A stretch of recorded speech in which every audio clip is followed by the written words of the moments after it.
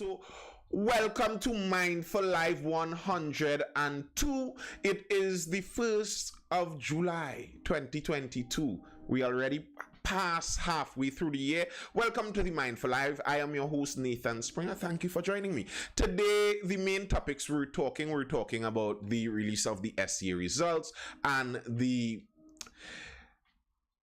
performance of our students in the results. That leaves a lot to be desired. There's a lot of interesting information coming out there. We're also talking about there's a case in Guyana where a local, according to how you consider local, a local trainee went over to Guyana, started a branch of their business there, and Guyana is trying to protect their resources. There is some conflict going on there. There's some news out from that. But right now we're talking about the PCA and the investigation they did into the killing of another police officer by another police officer. Good night, Mr. Jason Maskell over on Facebook.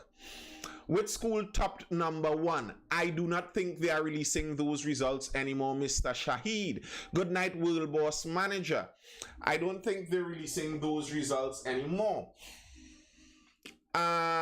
But we're talking right now about the PCA and the investigation that they did into the killing of the police officer by the other police officers and the conclusion that they have drawn. And someone was asking where it's at right now. I believe the PCA said that they handed over the information they handed that over to the DPP and to the Commissioner of Police, so the Commissioner of Police could decide to launch a special investigation or something, or send some special branch of the police to investigate another branch of the police, or the DPP could send over recommendations about which charges are to be laid. But they act wrong, which should leave them open to prosecution. Yes, I think now, as I keep saying, I don't know all the evidence that the Police Complaints Authority unearthed in their investigation. I don't know all the evidence of the case, what they have. But from what is said and what can be deemed from looking at it from the outside, it seems like this case, at least some amount of prosecution should be able to go forward with this case. Someone at least should face some kind of consequences here. They allegedly shot at an unarmed man. That's one. Then they shot their own officer. That's two. Then they lied about it. That's three. They lied to multiple people about it. Probably each time if they lied to the commissioner about it, if they lied to a senior officer about it, when they doubled down on the lie to confirm in their report when they wrote it up. Every instance of that, I think, might be a whole other charge they could possibly face. So, looking at it from the outside, I'd hope that it seems to me that at least something should come out of this, hopefully. But who knows? Once you're inside the live, as per usual, hit that like button. It does help. It helps send the notifications for the live out to more people. It lets the algorithm know, hey, this is some good stuff. It's going good. More people might like listening to it. So hit that like button if you're looking at this over on TikTok, on Facebook, or on YouTube. We are streaming on those 3 platforms right now. If you are looking at it over on TikTok or on Facebook, feel free at some point in time, not necessarily now, whenever you feel like it, to head over to YouTube and subscribe to my YouTube channel, Nathan Springer over on YouTube. And good videos drop there generally on the daily, and we have the Mindful Lives, all 102 of the well, not all of them, some of them are actually missing due to technical difficulties, but the vast majority of the Mindful Lives are there on my YouTube channel if you so desire to go look at it. Good night to all. Good night to you too, Friday Forever 365. All right, that was the issue with the PCA and the killing of the police officer. My main topic for today, though, is SEA. What happened at SEA? Because the performance this year, congrats to all these, Friday Forever says, congrats to all the students who sat the SEA exams. Congratulations to all of them. You know what? You're right, Friday Forever. I should probably start there. Where are my manners? Dial back. Congratulations if there are any SEA students looking at this live. Personally, If there are any SEA students on TikTok, I'd like to have a word with your parents. You probably shouldn't be there yet. But either way, if you are here and you just wrote SEA, congratulations. Wherever you passed, congratulations. Well done. It's a challenging step. Congratulations on taking that step. However, Nubian Empress, good night. If I recall correctly, I think you are one of the perfect people to be in the live when we're talking about things like school and SEA. However, it seems like the performance left a lot to be desired. In the contemplation I did today, I made sure to mention that in general, when you're comparing people, the best person to compare to would be yourself. That's the only real sensible comparison. It doesn't make sense trying to compare yourself with other people. That's apples and oranges, as they say. You don't know where that person's starting point is. You're not necessarily sure about their ability. You compare yourself with yourself. That's what makes sense. And the comparison I'm seeking to make is comparing Trinidad and Tobago with Trinidad and Tobago. And that is leaving a lot to be desired. If you look at the SEA results from 2020, we aren't even going back very far. 2020, and the SEA results, bear in mind the SEA results in 2020 would have been impacted by the pandemic. The SEA results in 2021 would have also been impacted by the pandemic, and the SEA results in 2022 now, this year, would have been impacted by the pandemic also. All of them would have been impacted. The zoning and the 20% or 25% list is nonsense because a student throughout the year for failure. I'm not sure what you're saying there, Friday. Forever Nubian Empress says the pandemic had a significant impact on student performance this time around. I do believe that. It seems obvious the pandemic had an impact. Like, no doubt the pandemic had an impact. But saying the pandemic had an impact is actually a very general, vague statement. Because it's not the pandemic had an impact. It would have been something that we did in response to the pandemic that would have had the impact. And what we did in response to the pandemic would have had that impact. What exactly did we do that had such a negative impact? And I think when we go through some of the facts of this case, some of the facts of this matter, we'd see that it doesn't seem to be a plain 1 + 1 = 2, that children plus pandemic equal failure, because that's not what happened to everyone in every school. SEA in 2020 was impacted too much, wasn't impacted too much. Students were ready by the time the pandemic hit. That's true, it didn't have a full impact, but it had some. All right, let's dive into this.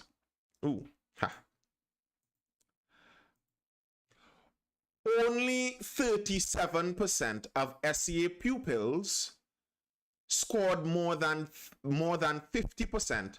No top ranking will be revealed. Learning loss resulting from the lack of face-to-face classes has resulted in a drop in SEA performances in 2022. Speaking at an SEA news conference on Friday, Minister of Education Dr. Nyan Gadsby-Dali announced a reduction in overall achievement in this year's exam scores. Of the total of 19,079 students who wrote the exam, she said the number of those who scored above 50% totaled 37%. 37%. Good night, interesting. 37% of the students who wrote the exam scored over 50%. That is a kind of scary number. Tutor is trying to urge the ministry to eliminate the SEA exams. Friday Forever says, I am not sure if you just realized the time, Nisi. I was wondering where you were. I'm not sure if removing the SEA exam would remove the problem that we find here. The SEA exam wasn't the problem here. The SEA exam highlighted the problem here. The SEA exam didn't create the learning loss that happened. The students who wrote the SEA exam this year, whether they wrote the SEA exam or not, they would have learned less during the period of time. All the SEA exam did was highlighted the fact that they did in fact learn less. By removing the SEA exam, we don't remove the fact that they learn less, we remove the ability to know that they learn less. Now, this isn't me being a great defender of the SEA exam, because very regularly, if you have listened to enough of my content since last year, I speak about probably removing the SEA exam. But I don't think that this what we are seeing right now is a reason to remove the SEA exam. Jason Maskell says, I know one family that had 3 children sharing a single device. Well, that was one of the many problems with it. That was one of the many problems. That the nature of online schooling is it creates more barriers to learning. Now, I'm rushing ahead a bit because you raised a point there to something that I was planning to say a little later on, but it seems to me with the differences in learning that it created barriers to learning. People who have the home ability, the family ability, the support structure to overcome those barriers to learning, a lot of them may have benefited from the change in learning modality, the change in learning types. While, on the other hand, if you were not able to overcome those barriers to learning, then you would have suffered greatly. It's like, let me see if I could think of an analogy. If Trinidad flooded, all of Trinidad flooded out, and now we had to go from home to home like we lived in Venice. We had to use a boat.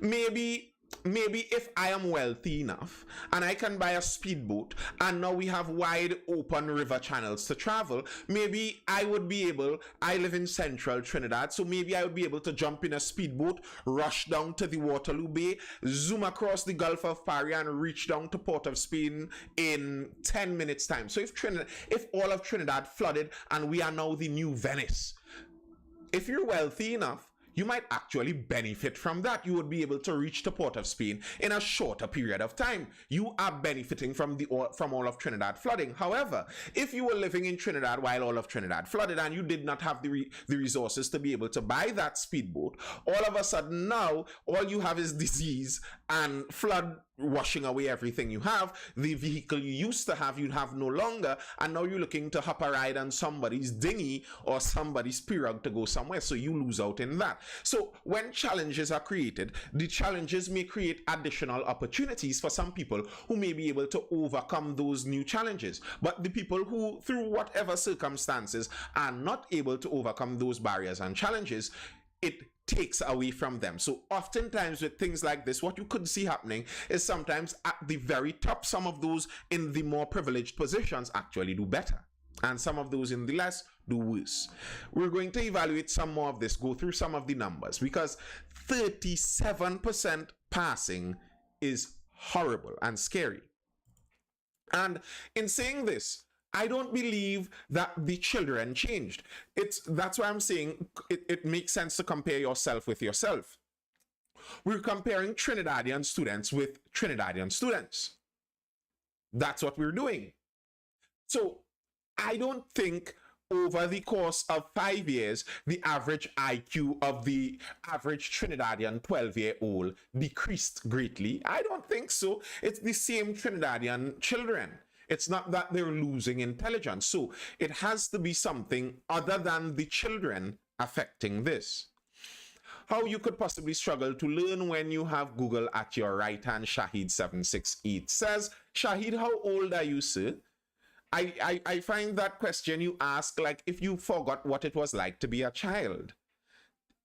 Children don't think well, not only children, to be very honest, many adults don't even think in practical, you're an adult. Remember back as a child, many children don't think, and many adults don't think in practical, useful ways like that. I don't think the children think like that, like, okay, Google could teach me everything. I'm going to forget about school and sit down and learn everything on Google. I wish children did. If children did think like that, then we'd have all geniuses all the time everywhere, but unfortunately they don't. Jason Maskell says some areas don't have high-speed internet as well. Our providers need some licks as well. That's true. If you don't have the right speed of internet, that's even a greater struggle also. It's easy to get distracted. Yes, it is. Yes, it is, especially on the internet. Remember, the internet is such a powerful tool, and the internet isn't the internet isn't a one-way tool. You have to remember the internet isn't a one-way tool, you know. The Especially when you're talking social media and such powerful websites, such powerful organizations. It's not like a hammer that you hold in your hand and you exert all the power of this hammer tool onto whatever you're hitting. That's not what the internet is like. The internet is a tool that you could use, but also there are people using the tool from the other side. So yes, Facebook, Instagram, TikTok, all of them, they're very strong and powerful tools. Yes, indeed they are.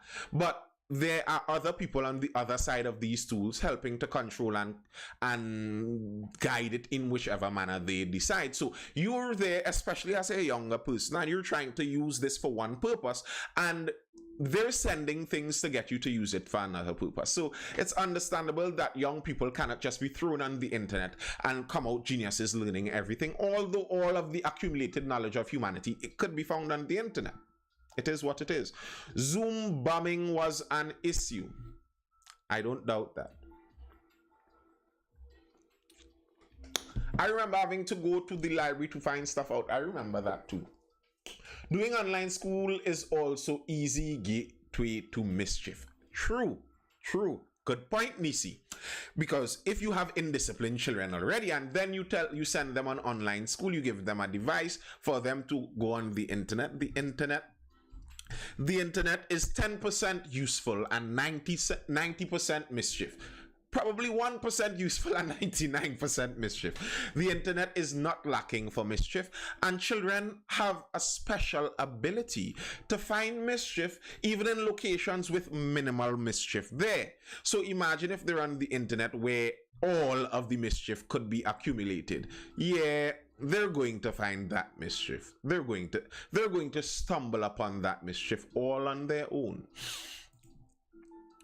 But heading back to the information, as I was saying there, 37% of the students who wrote got over 50%. A decrease from 2021 percentage of 52%. So in 2021, 52% of them got over 50%, got over that passing grade, if you consider 50% the passing grade. The percentage of those who were placed in secondary schools but scored under 50% increased from 44.9% in 2021 to 52.6% in 2022, while those placed scoring under 30 rose from 11.8% in 2021 to 27.5% in 2022.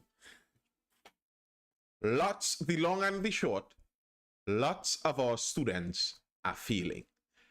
The majority of our students are failing. If the SEA is supposed to tell us what children at 12 years old are supposed to know in the general system, in the system that the education system of Trinidad and Tobago, a 12-year-old child is supposed to know X, Y, Z.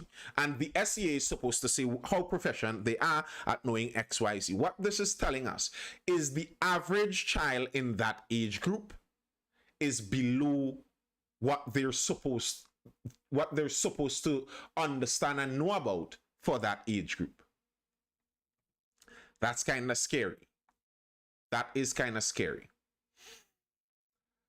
Listen, my son got some tap for playing while class going on. Playing game while class going on, Nisi says. Well, you're a good parent, and I think that is, I said this before, and it's no secret. I always say this. I think the secret to all of this is parenting. The secret to all of it is parenting. The great Fira says generational wealth and the effects it have on each race and area could be a topic in the future. Of course it can be. And it is. Generational wealth is a part of this. Generational wealth is a part of this. If you have more generational wealth, you are able to more easily, the same point I was making, the difficulties that arise, you would be able to more easily avoid them and surpass them. But I don't think generational wealth is even the main factor. Caring, attentive parents are the main factor. You could have generational wealth piled up from since the 1600s.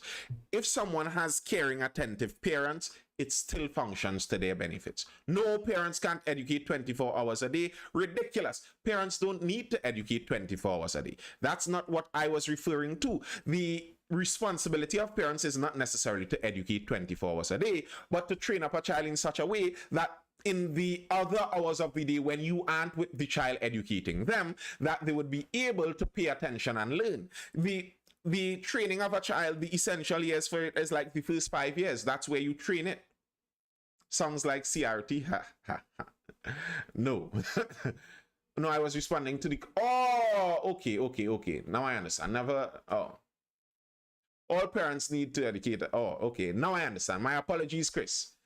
My apologies. Well, yeah, parents can't educate 24 hours a day. That's true. That is true. But here's what I believe. I teach, and I've taught some toddlers. I've taught some of my nephews, and well, I'm not the main teacher of them, but I've seen them be taught, and my nephews are pretty proficient for their age. And homeschooling is not that difficult. Yes, I know what critical race theory is, but I don't see it here. Homeschooling is not actually that difficult. And I think in the ultimate sense, if you do homeschooling where you teach someone more specific to their style and their ability, it would actually take a shorter period of time to teach them a lot more information. That's actually the fact of the matter. But the amount of time that it does require to homeschool might actually be too difficult for many people existing in the current modern era. Now, you know what? Let me jump up to have a little rant on this. Something I spoke about before. I was watching an article and they were talking about in Britain. Homeschooling is amazing in the right environment. I agree. They were talking about in Britain, the women working, and they were saying that if more stay-at-home moms leave the home and come out to the workforce, they were talking about the increase in productivity the entire country is going to have. And I remember another article. We did that article in one of the lives previously, and the article was talking about these stay-at-home moms, these stay-at-home women, what they do many of the times. They take care of the children, they educate the children, they take care of the sick, they take care of the elderly. And I'm thinking to myself, yes, it will increase productivity for some multinational corporation. For some one of those already billionaires out there, they will get more money if more of those ladies go out. Yes, true. But what would actually happen to the family? And I remember asking this question back then, and I still have this question now. How much will you be willing to pay for your child to be properly educated and properly disciplined? How much will you be willing to pay for that? And how much is your salary right now? And do you think it possible that it might make more sense that even if your salary is $8,000, in a certain context, it might make more sense if you stay home and discipline and teach your child and sacrifice that $8,000 given to you from another place? Because that same $8,000 would have had to have been used to do the very same thing that you may have been able to do yourself. Now, this isn't me telling you this is what you must do. I am just raising the possibilities of it.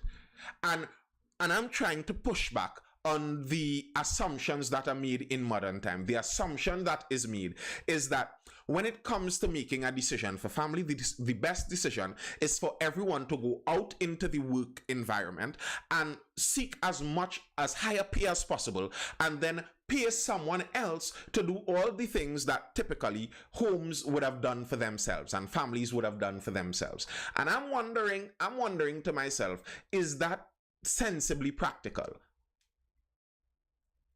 You have to question that assumption to me. If you're thinking about creating a family, you have to question that assumption. Would it make sense going out there and making two members of the family working kind of money, and my children are struggling to learn and to get discipline? Or would it make sense to sacrifice that half and figure it out some other way? What is the most important thing if you're in a family in that case? Those, I think, are questions you have to question yourself and assumptions you have to think about on your own. Danish education is incredible. Kanye Vesta says Denmark pay you to get your PhD abroad. Now, I don't doubt that, but what you have to remember with some of those countries is then you're talking about generational wealth. When you're talking about a country like Denmark, they're very homogeneous. So You could think about it like if you lived in an extremely extended family. If you live in an extremely extended family, wouldn't it be easier to manage everything? Wouldn't it be easier to pay for the family to accumulate money, to put up money and pay for the fifth cousin twice removed to go get their education? And that's kind of how you think about it with some of those countries. One of the difficulties with countries like Trinidad versus Denmark pay very high taxes, but it means education is free for all. Yes, I know that. I'm familiar with Denmark. But one of the difficulties with countries like Denmark and many of those Scandinavian countries versus countries like ours is the multiculturalism. Nothing to do with generational wealth. I wasn't talking necessarily about the accumulated wealth as in having billions in a bank account. I was talking about the generational wealth of the same group of people being in the same plot of land for a very long period of time. The same familial group has been on that same plot of land for thousands of years. They've had the ability to develop certain things that countries like Trinidad and Tobago would take a lot more difficulty in developing. And then the fact that they have a much more homogeneous culture, meaning that it's much more easy to get everyone to do what we want them to do. If we all decide that we all should do this, to get everyone to do it is much easier. Now in Trinidad and Tobago, we don't have that. We have the beauty of multiculturalism, but we also have the extreme difficulty of multiculturalism. It's reality. So that's why when we make the direct comparisons, they don't work. They just don't work. We cannot get what Scandinavia has because we do not have what Scandinavia has. Scandinavia cannot get what we have either. That's why when some of those Scandinavians come down to Trinidad, the amount of festivals, the rich culture blows their mind. How is this possible in one little island? We have just the same things that our parents, grandparents, great-grandparents, great-great-grandparents, great-great-great-grandparents, great-great-great-great-grandparents, going back till time disappeared into obscurity. That's the same thing we've been doing. But Trinidad has variety because we have people from all over the world. But that creates a difficulty in getting things to run. Hi, Hali 59. Any country can turn around tomorrow and pay higher taxes for free education for their children. That is a lie, investor. What are you talking about? Any country can do that. Look around in the world. How many countries do you see are able to do that? That is literally not true. That's the assumption of collectivist thinking, that all we need to do is put down the right rules, and if we put down the right rules, everyone is going to and do the right things. No, sir, it doesn't work like that. Ria asked Nathan, when is the mindful meetup? But as I remember, I say, let me ask. Holidays jumping in now, so yeah, soon. I am not much of a planner. I'll have to hire a planner, and we'll have that mindful meetup. It will happen. It must happen. That higher income to pay taxes, etc., doesn't work all along. It works if there isn't large disparity between the wealthy and the poor. It works, you're right, can investor, it works when you can trust your government, but trusting a government needs certain conditions. It works when there is not much external immigration. Jason Maskell says things started to deteriorate when everyone went to daycare and television started raising our children. True. But what you're talking about cannot have a lot of external immigration.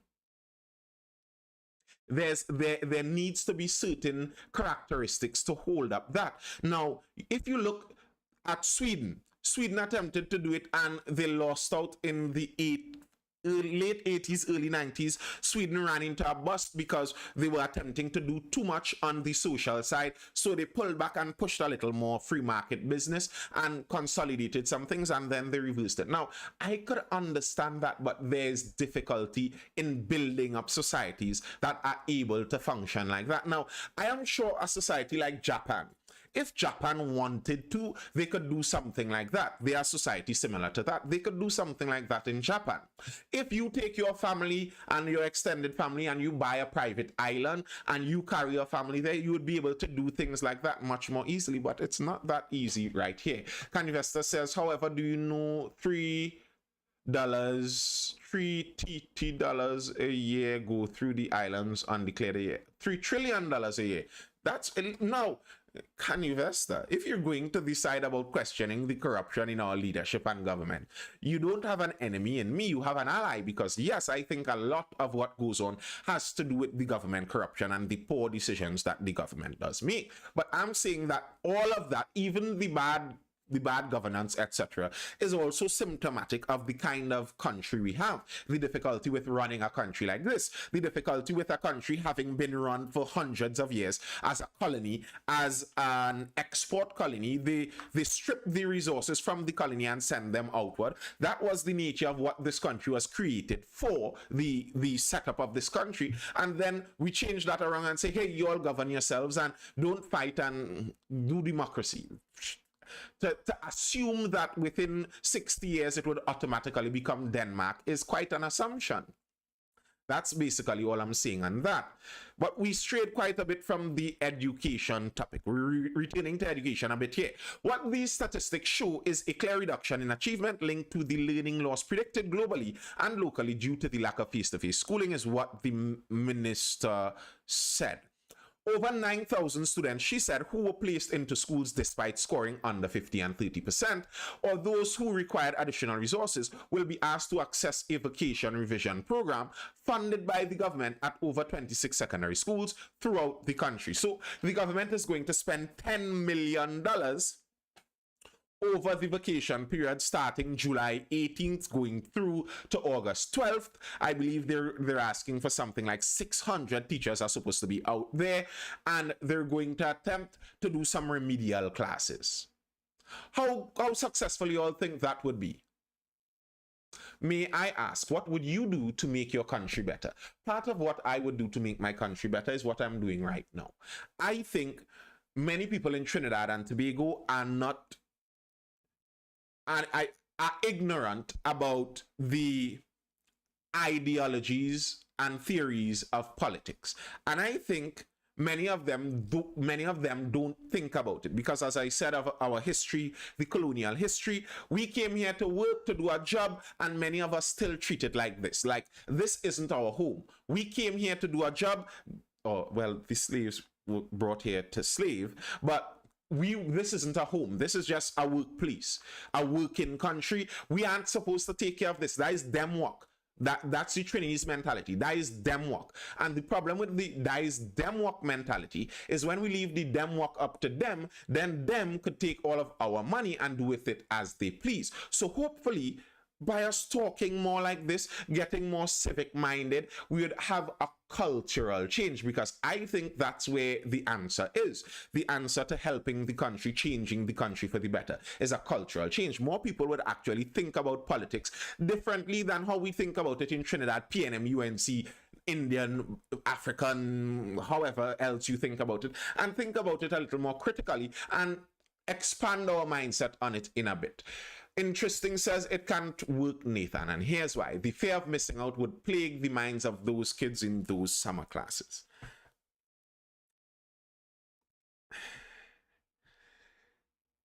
I'll talk about these summer classes a bit when we go into something further than this. It's not only in Trinidad, by the way.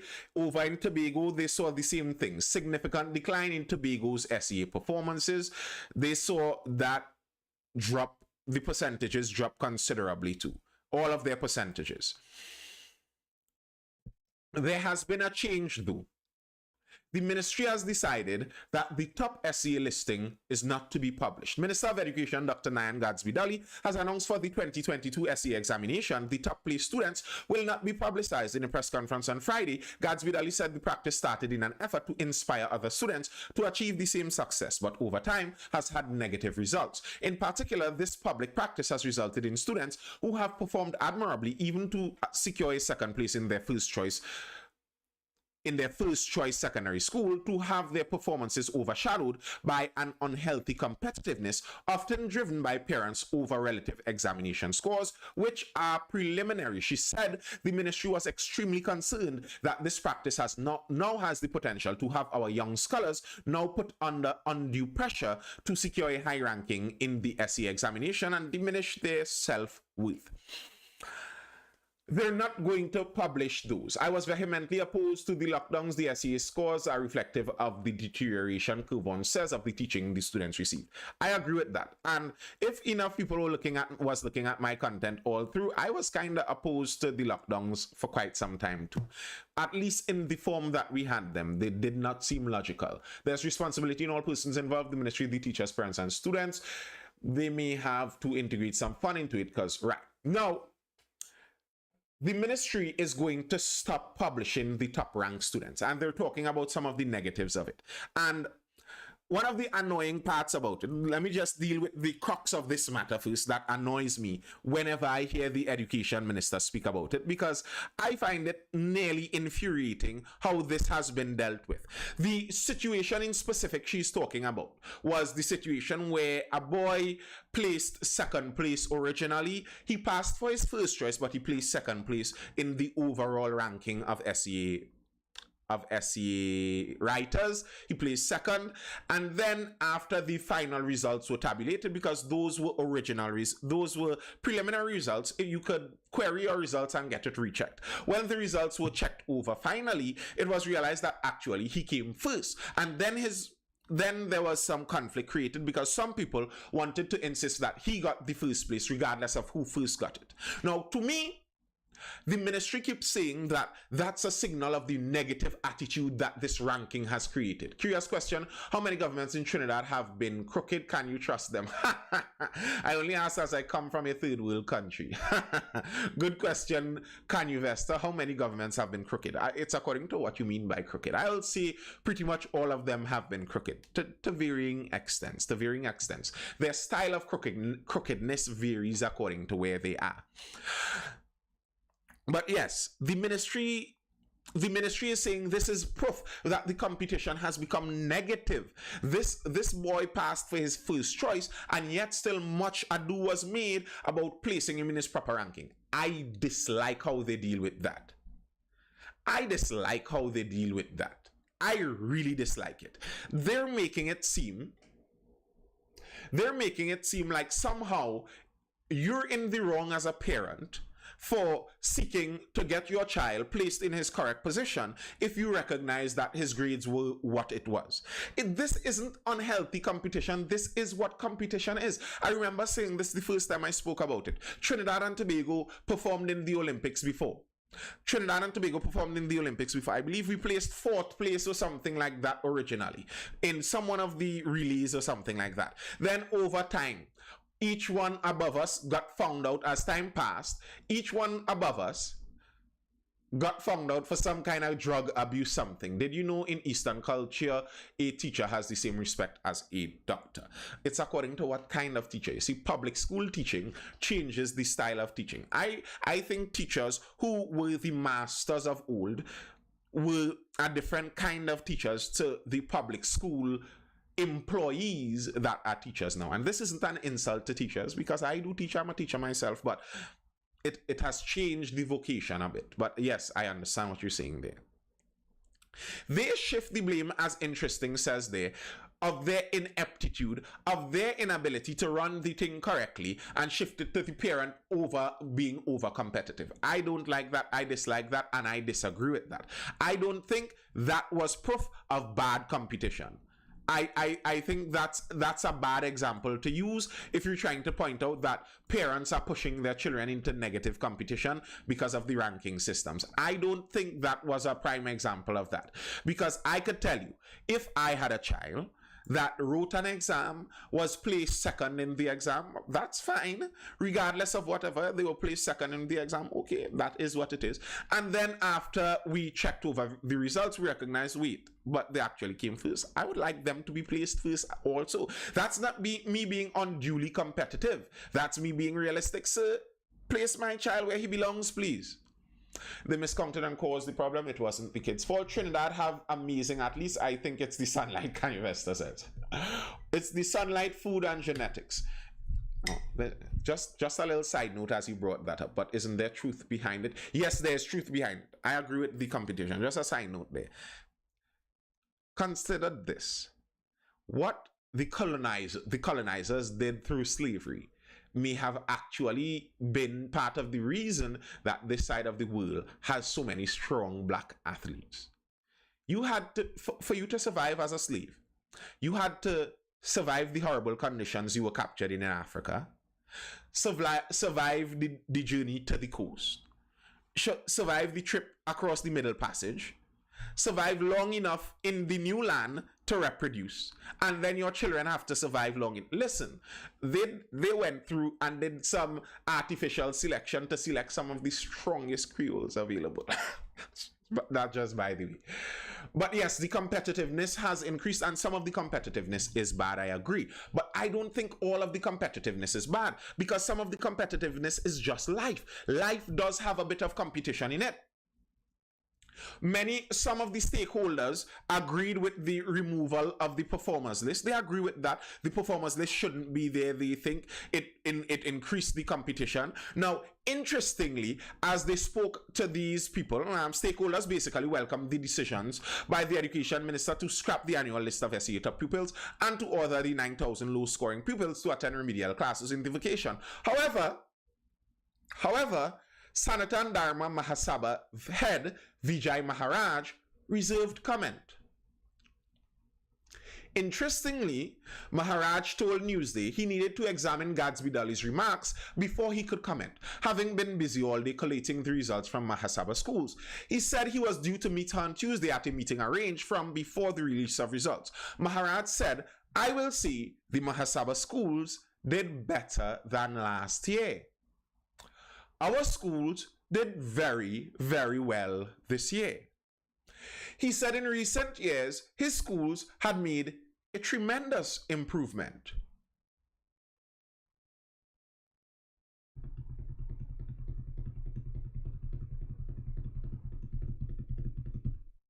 Interesting. So, one of the persons who reserved comment about the removal of the top list business was the head of the Mahasabha, whose organization of schools did pretty well. In fact, according to him, they did better than last year. Now, that says a lot. If the Mahasabha schools did better than last year, bear in mind they're calculated into all of the statistics. If the Mahasabha schools did better than last year, but overall the statistics were much worse than last year, that is to say, if you remove the Mahasabha schools from the statistics, the schools remaining would have done even worse than they look now. Yikes! They would have done even worse than they look now. And but the fact that the Mahasabha could say that there has been improvement says that they are doing something different. And the something different that they are doing is working. Or is it just that the Mahasabha has some kind of IQ stimulating juice inside of their school, and all of a sudden only students going the Mahasabha schools got intelligent within the last year? That does not make sense. So there is some difference between what the Mahasabha is doing and what the other schools are doing that causes their denominational schools to remain performing. And then, interestingly enough, this school that seems to be doing whatever the right thing is that they are doing, whatever it is that these schools are doing, they don't care. They are not pushing for the removal of the rankings list. Interesting. The school that performs, that does what they have to do apparently, doesn't care for the removal of the rankings list. So what that kind of tells me, what that seems to tell me, is that the removal of the ranking list isn't really about helping the students and helping their mentality. That's not what it seems really about. It seems more about obfuscating or hiding the fact that the students aren't doing as well anymore. The ranking isn't the problem. Ranking happens in life. Ranking always happens in life. I've been looking at some of those manosphere content and stuff, and looking at some one of the top questions, I don't know how many of you know the manosphere and red pill and all that kind of business. And one of their questions they like to ask is, they like to ask some young ladies in modern times what they would rank themselves in the 1 to 10 scale. If you rank yourself as a 10 or a 5 or something like that, what level would you put yourself at? And many modern young ladies say, I am a 10. I am a 10. The question that many people ask after that is, so are you saying that you don't consider anyone above you in the ranking? And realistically, nearly no one says no. Everyone thinks someone is above them. So if there's someone above you, you think in the ranking, then you're not a 10. And that's just the nature of life. There are taller people than you. There would be faster people than you. There would be people able to grasp mathematics better than you. There would be people able to speak more languages than you. There would be people more proficient at physics, at chemistry, at biology. Removing the ability to recognize that fact doesn't remove the fact. And I do not think it helps the mentality of the people existing in that reality. That's like what they were attempting to do when they changed the names of junior sex to East and West and North and South. Like, if anyone in Trinidad right now doesn't still hold negative stereotypes about the same schools that were once called junior sex and senior sex, it doesn't change. It's like looking in the United States and their chase of political correctness and wokeness, as some people call it. Once upon a time, they were niggers, and then the next time they were Negroes, and nothing was bad with that word, and then African Americans, and then blacks, and then colored folk, and then colored folk was bad, and then colored people, and then colored people was bad. So now it's people of color. Like, there's nothing that would change that. If you think that people of African descent are less than you, there's no word that you could change, no new unique word you could place there that is going to change that reality. You could call them X, and then people would start to dislike X. Changing the name doesn't change the reality. Changing the ranking doesn't change the reality. Removing the ranking doesn't remove the reality. So it's not that I am saying it's a good thing to try to put down children and say, you're worse than this one and you're better than this one, and try to place that in their head from a young age. That's not the point I am making. The point I am making is the reasoning behind removing the ranking system doesn't seem to make sense. Kanye Vesta says never rate schooling's antiquated rankings. Let kids learn coding online. I don't disagree with that, but you still need people to teach them that. And I don't disagree with tweaking the ranking system, but I think ranking is kind of needed. And here's the tough reality that we have to face. Part of what schooling does, the official structured schooling, part of what the system does is sort children. We don't have a magical sorting hat here. That's Harry Potter business.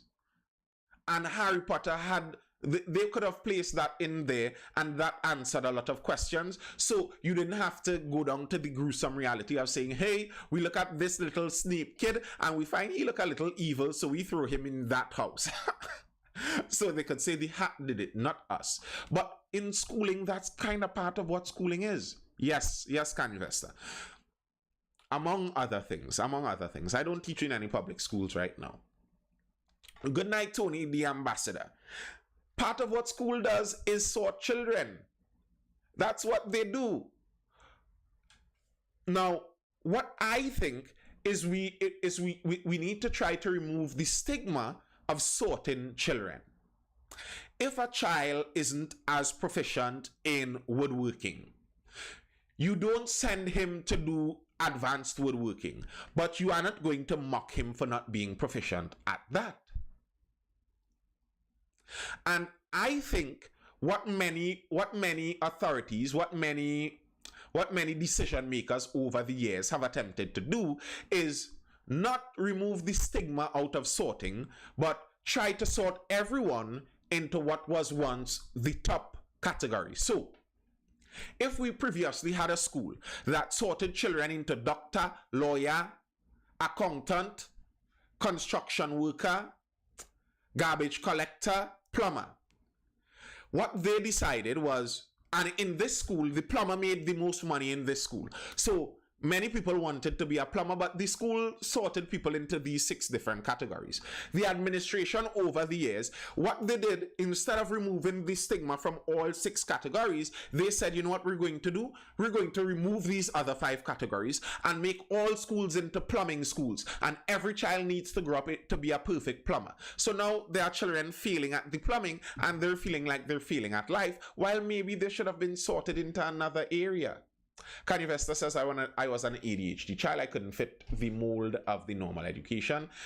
I don't think any child could fit the mold of the normal education. If every child is unique and there's a mold, think about it. Think about it. If there's a toddler-sized mold that you're supposed to place your toddler in when they enter the school system, and every single toddler is unique, that means no toddler fits the mold of the education system. Now, there's a balance there.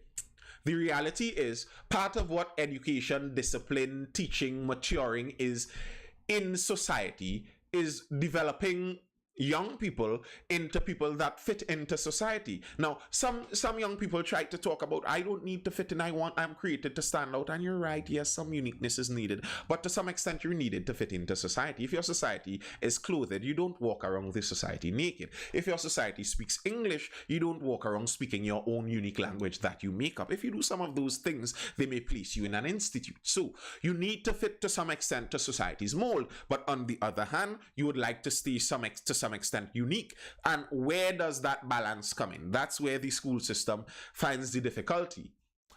Nisi says, I think we need to do a whole lot better and revamp the education system. I agree. Deki Nang says our education system on a whole is outdated and the teaching methods are based mostly on memory. And I suppose you mean memorizing and regurgitating.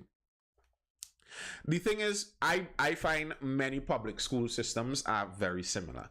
I think much of the solution, if you're looking for plenty solution in education, may be in privatizing. And I know lots of Trinidadians, anytime they hear the word privatize, they get scared. I saw MSG in a press conference recently talking about the government, and the government seems like they're insinuating privatizing quite a few things. And MSG was upset about that. They don't like the idea of privatizing. But I think if we're looking for improvement in some of our education systems, I think private might be some of the direction some of us might have to head, because the public doesn't seem to be fitting what many people need, the unique needs of many people.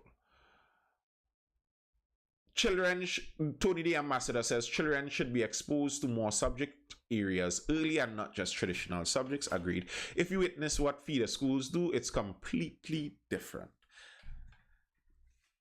I think we do need that completely different in Trinidad, but we're in the mold. Who is going to change it?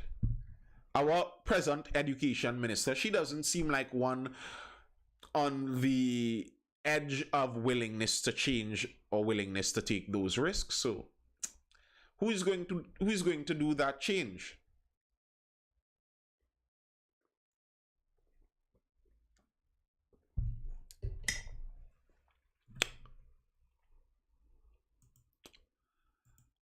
All right.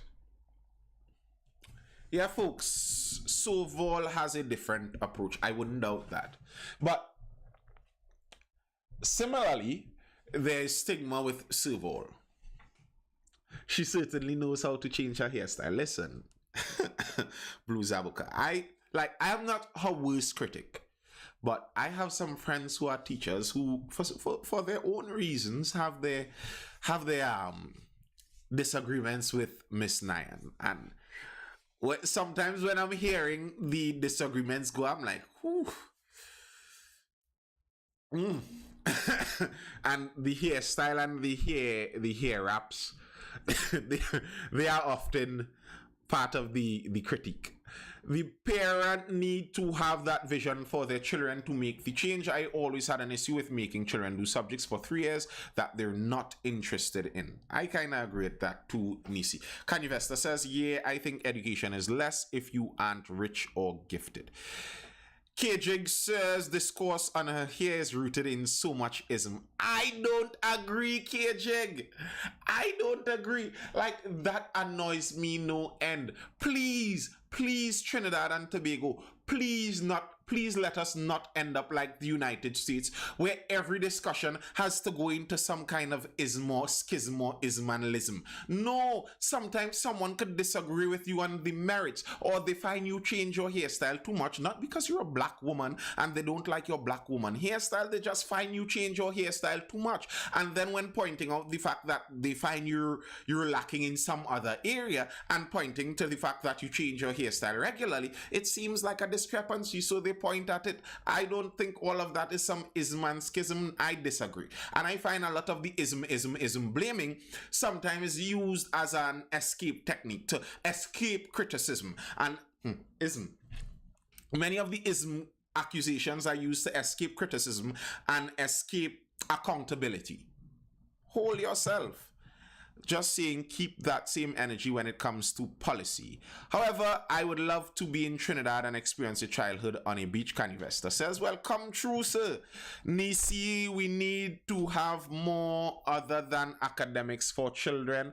I fully agree with that. Fully. Curve on, we don't need to wait on the government to direct the development of their own children. I agree. That's what I'm saying, curve on. Listen. I find people should get into some pods. I want to start back teaching some more lessons come this new term. Starting with my ever favorite biology and geography, I'm going to start back some lessons, but I think I'm going to start some pods too. A group of children, maybe 10, not 20, a small group, 5, 6 to 10, and you teach them in that group together, and you could teach multiple subjects together. Listen, some of those things are not as unattainable as we think. And just as some of us may be looking to the Minister of Education to change some policies, some of us maybe need to be willing to risk it. So, like many of you know, my brother does the Student Hub. The Student Hub is picking up, and many people are finding success there. But you're still hearing many parents talking about what you're doing there. How are child going to learn online, and etc., etc., etc. Well, if you are not willing to try something new and see if that does work and take such a risk, then you might end up with the same results as before. White K-Jig says white women change their appearance often, but isn't used as a talking point for professional incompetence. That is a lie. That is a lie. One, very often professional white women up at that level, very often they don't actually change their hairstyles as often as that. They regularly have that one, adding the extensions, blown out, whatever they have. And they keep that. That's what they try to maintain, to have a signature look. Like, racism isn't the solution for everything. That I find that so tedious sometimes on us, on the people of African descent. Like, stop trying to find racism as an excuse. Even if it is racism, in that case, ignore it for now and figure out another way. Anyway, Kevon says, I took that type of decision for my son. And Blue Zabuka says he is a hero. Canivesta, most successful women I know at senior levels actually work damn hard to get there. I don't doubt that at all. Nisi says online vibes is not for my son. And that's understandable. It might not be for everyone. It might not be for everyone. That's why I said about the pods too. Maybe some people may need pod learning, where you get that teacher who gets a familiar group of people, and you may be able to know all of the fellow parents of the other students in your child's pod. Can you imagine that? A group of 6 children, all of them are friends, all the parents know each other, and they come together with a trusted teacher that teaches them with building that relationship in teaching. I think that would be much more efficient than the present system. Pod learning is a good idea. Thoughts on digitizing notes and textbooks throughout Trinidad school. That's a good idea. Nothing is wrong with that. The problem with some of that is accessibility. You can't assume that everyone is able to access everything. Like it's like in Trinidad and Tobago when we changed the laws that all cars cannot be on the road. Yes, it does make the road safer for the people because by and large new cars are safer. But at the same time, you're locking out the same people who couldn't afford the new cars. So if you upgrade the technology through which you access education, anyone without the access to that technology becomes incapable of accessing the education. Bruce Abuka says, what about adopting the junior, intermediate, and high school model like Barbados? I don't disagree with that. I find a lot of what we do is too general. One of my first things, and this was even before I put a lot of critical thought to this. Kyten says pod learning would provide more employment for teachers. Way more employment, way more stable employment, and I think it would pay better. But I remember noting this as a young person. When I just entered secondary school, and I entered secondary school soon after Miss Kamla Prasad Bisessa did that change where all students shall be placed, no student shall be left behind. And I remember thinking back then, and I disagreed with that idea. I find we should be looking to specialized places. We should be looking, as you talk about there, the junior, intermediate, and then high school. If that is it, where you could separate them, if you separate them laterally, if you separate them this way, however you separate, individualize and specialize, that's what the children need. When you take all these general children and throw them into a general class, you put them in difficulties. And then when you put them in those difficulties, and they hear their fellow students start to make fun of them, etc. Sometimes you end up with children who decide that remember, while children are in a class learning, there's a social structure that is being built, and they would want to put themselves in different spots wasn't that Mr. Pandey? Well, she was the education minister at the time while Mr. Pandey was the prime minister. So when children are trying to jostle for position in their little social hierarchy in their classroom, how they do in academics has an effect on the social side too. So some children would decide, okay, I'm failing at the academics, I'll forget all about the academics and I'll focus in on being a class clown, because if I'm a class clown, I'll get the attention and get a place in the social hierarchy nonetheless. Or maybe I'll just be disruptive and I'll try to harass who I could harass, and that's what would get me the pips. I want people to fear me. If you fear me, then you wouldn't make fun of me not knowing the answer. And some of those things are the problems we have created in schools. So you have all these children working with this one wanting to be the class clown, this one wanting people to fear him, this one wanting to harass people, this one trying to track as many girls as possible because that's what he sees around his community as being the top guy. And then you put them in a place where you have some of the children trying to focus on the schoolwork at varying capabilities. How are you expecting this arrangement to really be successful? It's a hard thing. I say separate them more. That's my statement on that. My problem with the laptop program is there was no integration between the devices and the curriculum. Correct. And that's part of the problem with the government doing things. That's why asking the government to do things just so... How much you want to bet? If someone has a private school and they start doing things with the laptop, wanna bet they're going to integrate it with their curriculum because that's what they're getting paid to do. The government, they don't have to do it. They give out the laptops and say that on a campaign stage and forget about it other than that.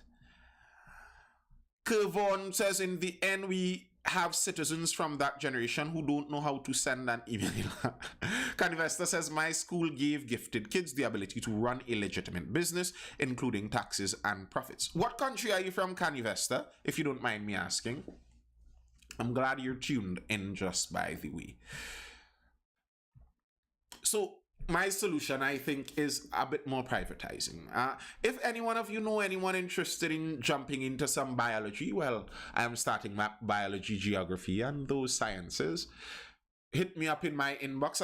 I'm not doing it online. I'm looking to do in-person classes. And Africa is a continent, Mr. Canuvesta. Can we get a little more specific if you don't mind? And yes, I'll be looking to hit back up and start back those lessons. And I'm looking to start a pod. I'm going to do it. And maybe even probably try to document some of it and throw it on YouTube. So possibly get some people to... So possibly get some Zimbabwe. Yo, man from Zimbabwe in the house. Glad to have you here. Glad to have you here.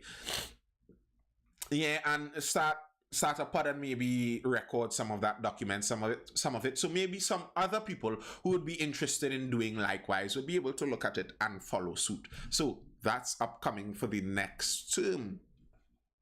We'll see how the Mindful Life could help with all of that. Maybe I could create a little pod of preschoolers. Yes, you can. You can create a pod at every age group. And a pod of preschoolers wouldn't be a bad thing. I am sure many parents would love that idea too. Yes, you can. The pod isn't only my idea. I am saying it here. If you're a teacher, this isn't my idea. Pod learning is a thing. Take the idea, try it out. I think it would benefit Trinidad and Tobago, and it would benefit you as a teacher too. Try it out.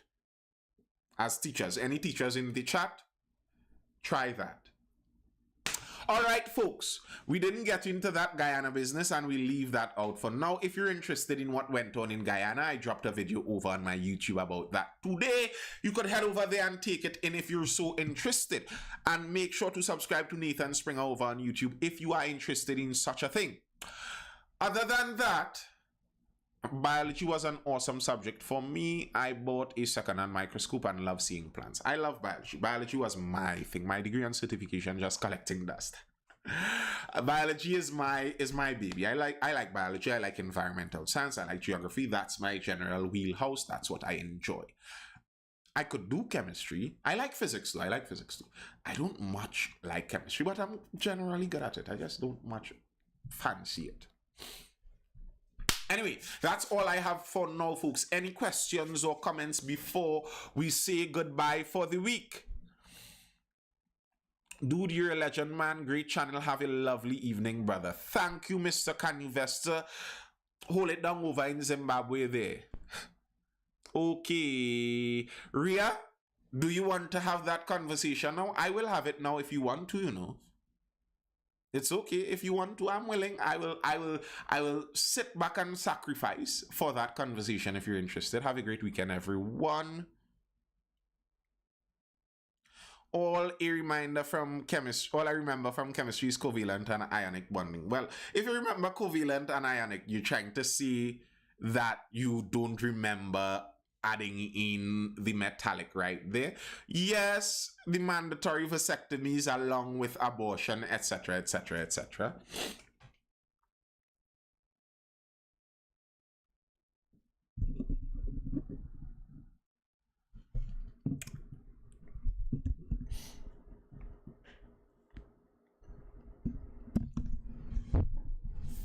For those who didn't hear before, when I say mandatory, it is for a reason. It is to evoke a certain response. So, fall in. All right, folks, over on Facebook, I'm saying goodbye because that battery is dying anyway. I'm still live over on YouTube if you're interested. Nathan Springer over there. Goodbye.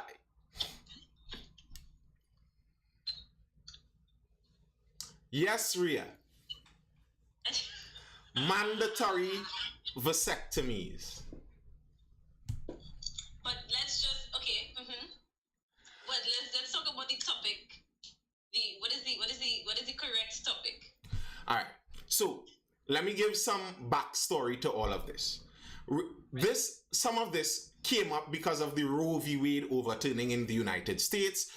That has to do with a legal precedent and a legal case. It annoys me to no end when I see some people talking about it and they have zero idea what Roe v. Wade talks about. The overturning of Roe v. Wade was not banning abortion in the United States.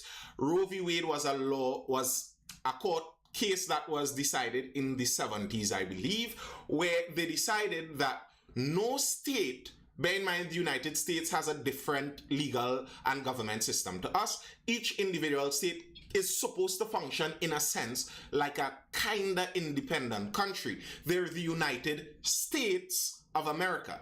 They're a federation of states in a sense. And what the Roe v. Wade decision decided was that no state could ban abortion before the first trimester. Was it the first? Yeah, the first. And then they had the Casey case, another case that changed it from semesters to viability. No US state could ban abortion before viability. That's what it did. It made a countrywide law, a countrywide precedent that no state could ban abortion before that point. What the justices did recently in the United States is they decided that actually abortion isn't written in their constitution, and as their law states, anything not written in their constitution is up to each individual state to decide what they think about it. So they sent the decision back to each individual state to decide their view on abortion. That's what the Roe v. Wade overturning is. It is not a ban on abortion. Now, each individual state is able to make a law that may ban abortion at different varying times. States on one side want abortion up till 9 months, completely elective. The original decision is 1973, was based on the principle of privacy and trained in the 14th Amendment. Yes, I didn't want to get into all the details, but since you brought that up, it was based on the privacy. I read Roe v. Wade. Just bear in mind, I am way too curious for my own good, and I read lots of random information that I don't even need to read. But I read it. Now, the justices proclaimed in the Roe v. Wade case ruling that there should be privacy between a patient and a doctor.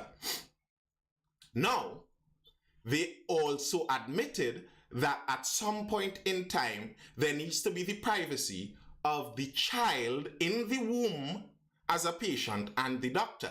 That's why they allowed bans after the first trimester, because they admitted that yes, it's an issue of privacy, but it's also an issue of privacy with the baby too. You're not supposed to kill the living creature. That's what the Supreme Court decided way back then.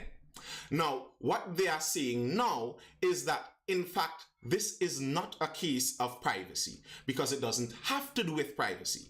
This is a matter of deciding life and where it begins, etc., etc. So there is no clear stipulation for this privacy argument in their 14th Amendment. That's what Justice Clarence Thomas wrote. There is none, and when you read it, there literally is nothing about that in their 14th Amendment, so he sent it back to the states. Anyway, that's not even our discussion, that's on the United States, their legal discussion. My point that I'm trying to establish now is on the, as some people say, pro-choice. I call it, as some on the pro-life would like to say, pro-abortion, because I think I'm pro-choice, but I'm also against abortion. And I think the logical scientific arguments for it are very easy to decide. I don't think it's a controversial decision. I'll lay down my position plainly. We have already decided in most societies that killing a human, ending a human life is wrong. We have already decided that. Ending a human life is wrong. So all that needs to be determined now is whether it is a human and whether it is a life. If we look at the human life, if we were to have a description of the human life is a continuum that starts from the point of conception, fertilization, to the point of death. That's the human lifespan. Fertilization to death. Any point in there that you stop or prohibit the human from living, you have ended the human's life. So, it is ending a human life, and we have decided that ending a human life is wrong. Now, this doesn't get into ectopic pregnancies and issues harming the mother, because nearly everyone would say if it's a matter of one or the other, it's clear which one it would be because one can't survive without the other. So obviously it's understandable. Now, Ria says, and you're going to come in here and explain exactly what you mean and say, Ria. Ria says that if that is the case, then all men must be mandatorily have a vasectomy performed on them until they are able to keep a child. Let me hear you, Ria. Hold on. Nathan kind of missed like a whole bunch of details before telling the mandatory vasectomy part of it. He skipped about that whole thing. So before you all start coming in the comments and hating me, just hear me out with unbiased ears. Yeah, right? yeah. Right. So I too, Nathan, I agree with you. I do not agree with abortion as a birth control method. I definitely don't agree. But I do understand the situations and circumstances that may lead to wanting or needing an abortion. And in some instances, you still hear stories where there were mothers who did not want the child, who weren't ready, but then, this child turned their life around and, made them grateful or whatever. Flip side, you do hear stories where it is some parents spiral into depression and whatever and whatnot because it's something they're simply not ready for. And I think in this day and age, simply insisting that a woman should have a child because you got pregnant, accept the consequences for the actions, is not enough. Especially when it is you have foster care systems overwhelmed, especially when it is you have court systems overwhelmed with cases with regards to single parenting and custody and whatnot. It's simply not enough to just say, well, have the child. The child's life is important, and then we don't consider the quality of life that child now has to live, right? So when it is, I say this next statement, it's with all these things being considered. We have gotten to a stage where in society, sex is no longer taboo. Sex used to be something that fell within marriage. And once it didn't happen within marriage, it is still considered adultery or fornication because sex is wholly within the parameters of marriage. It becomes a sin outside the parameters of marriage, outside of your marriage, right? So my stance is that only when it is you are ready to have children, both men and women, then you should be able to bear children. Now, for the woman, for centuries, it has been the onus on them as the ones who can get pregnant to accept all these responsibilities, which is why you now have court systems, you now have all these other places and operations that's supposed to help overwhelmed because responsibility falls on the mother and they now have all these things that they have to do in addition to now being, like the father as well. So it's not just a matter of bringing a child into the world. It's not just seeing about the child. It's being able to work and to do all the other things that you're supposed to do to continue surviving, right? So again, going back to my point, a child should only be brought into this world when it is you all are ready. And as I said, responsibility has been on the woman for however long. Even with the responsibility on the woman for however long, there are situations in which she still gets pregnant. With this particular, like the pill, for example, it's not 100% effective. You miss one day at the wrong time. It's not 10, it's 10:01 you take it. That could be detrimental to actually getting pregnant. Or if it is you take an IUD, you are now susceptible to heavier period cramps, heavier period flows, and whatever else goes on under there in there. If it is you take the injection, you ultimately stop your flow for years. You basically shut down your entire uterus, therefore interfering with the natural function of the body. Again, the only male contraceptive really available is the condom. And 90% of the time, who does not want to wear the condom? It's not the woman, it's the man who does not want to wear the condom. So, when it is we talk about safe sex, we're talking about the not just putting the onus on the woman to have all the responsibility. We're talking about equal responsibility. We're talking about a partnership at this point, right? We also have seen instances where somebody said abstain. We also have seen instances where some people are not even sexually active, but guess how they end up pregnant? I don't need to tell you, but they end up pregnant because of sexual assault, rape, etc. Pause. Okay. All right. Before we go into that side, because the vast majority of people who agree with abortion do not think abortion should only be because of assault victims.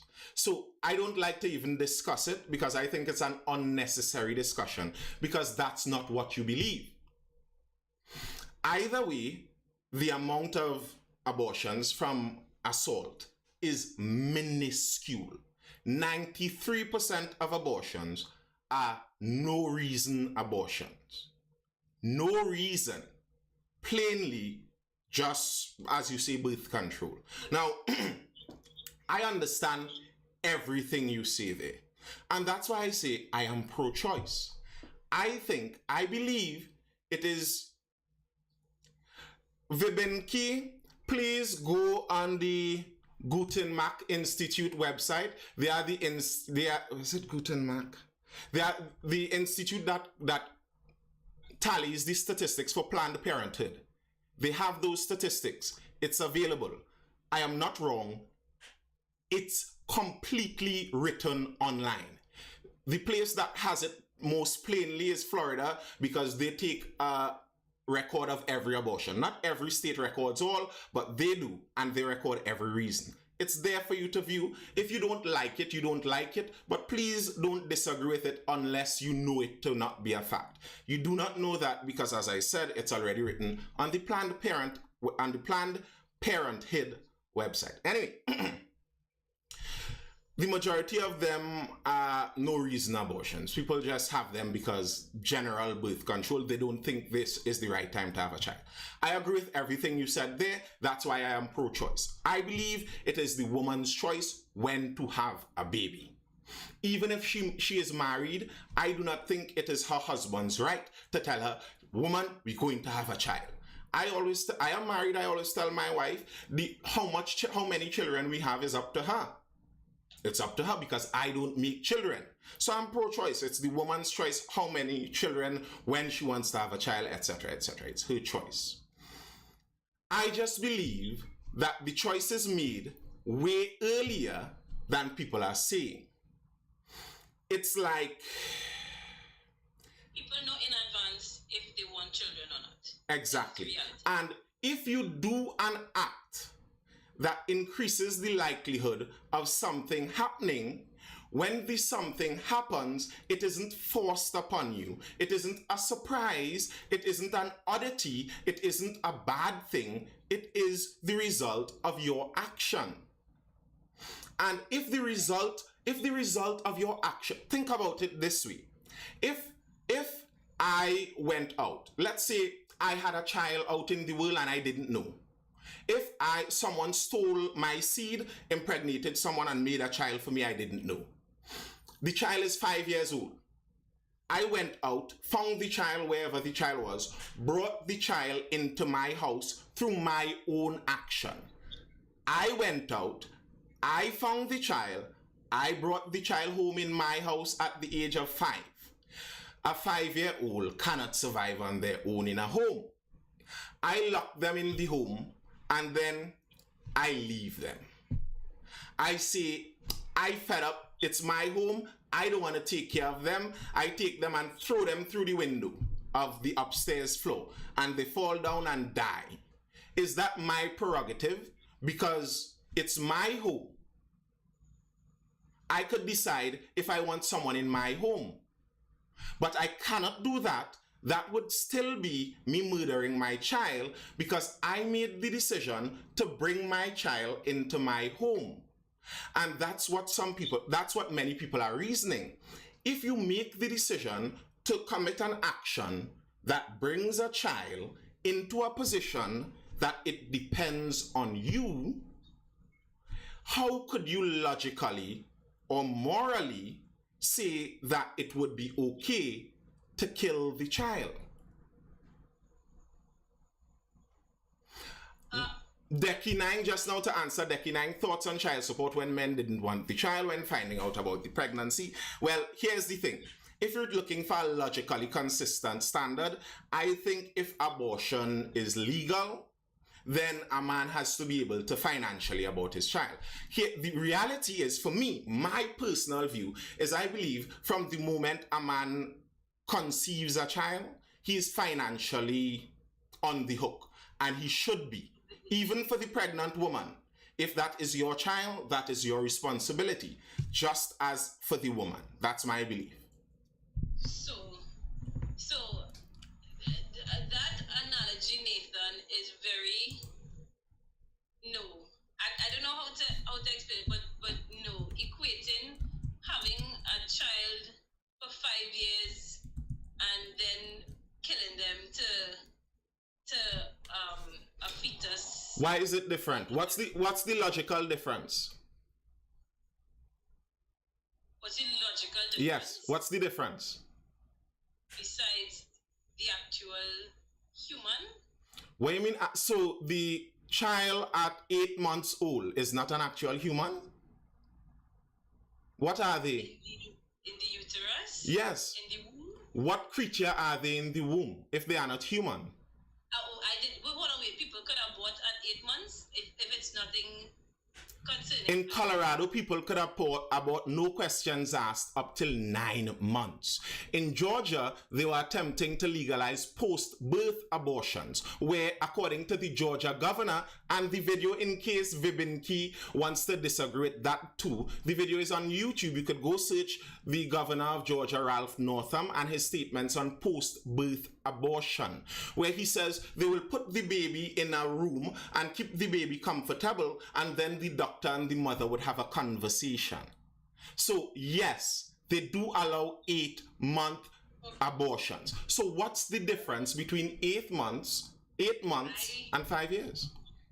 I thought first to begin with, I was not aware of that. I thought that abortion had to take place before a certain time frame, and I thought that time frame was, I think, the first trimester. So that's my first thing. But going back to my wait, Ria, let's not go back. Let's not go back. What is the difference? Is there a difference between an 8-month? He was. Ralph Northam was the governor. Y'all making me question my fact, Ralph. Let me see Ralph Northam. I'm pretty sure Ralph was the governor of Virginia. You're right. Not Georgia. Virginia. You're right.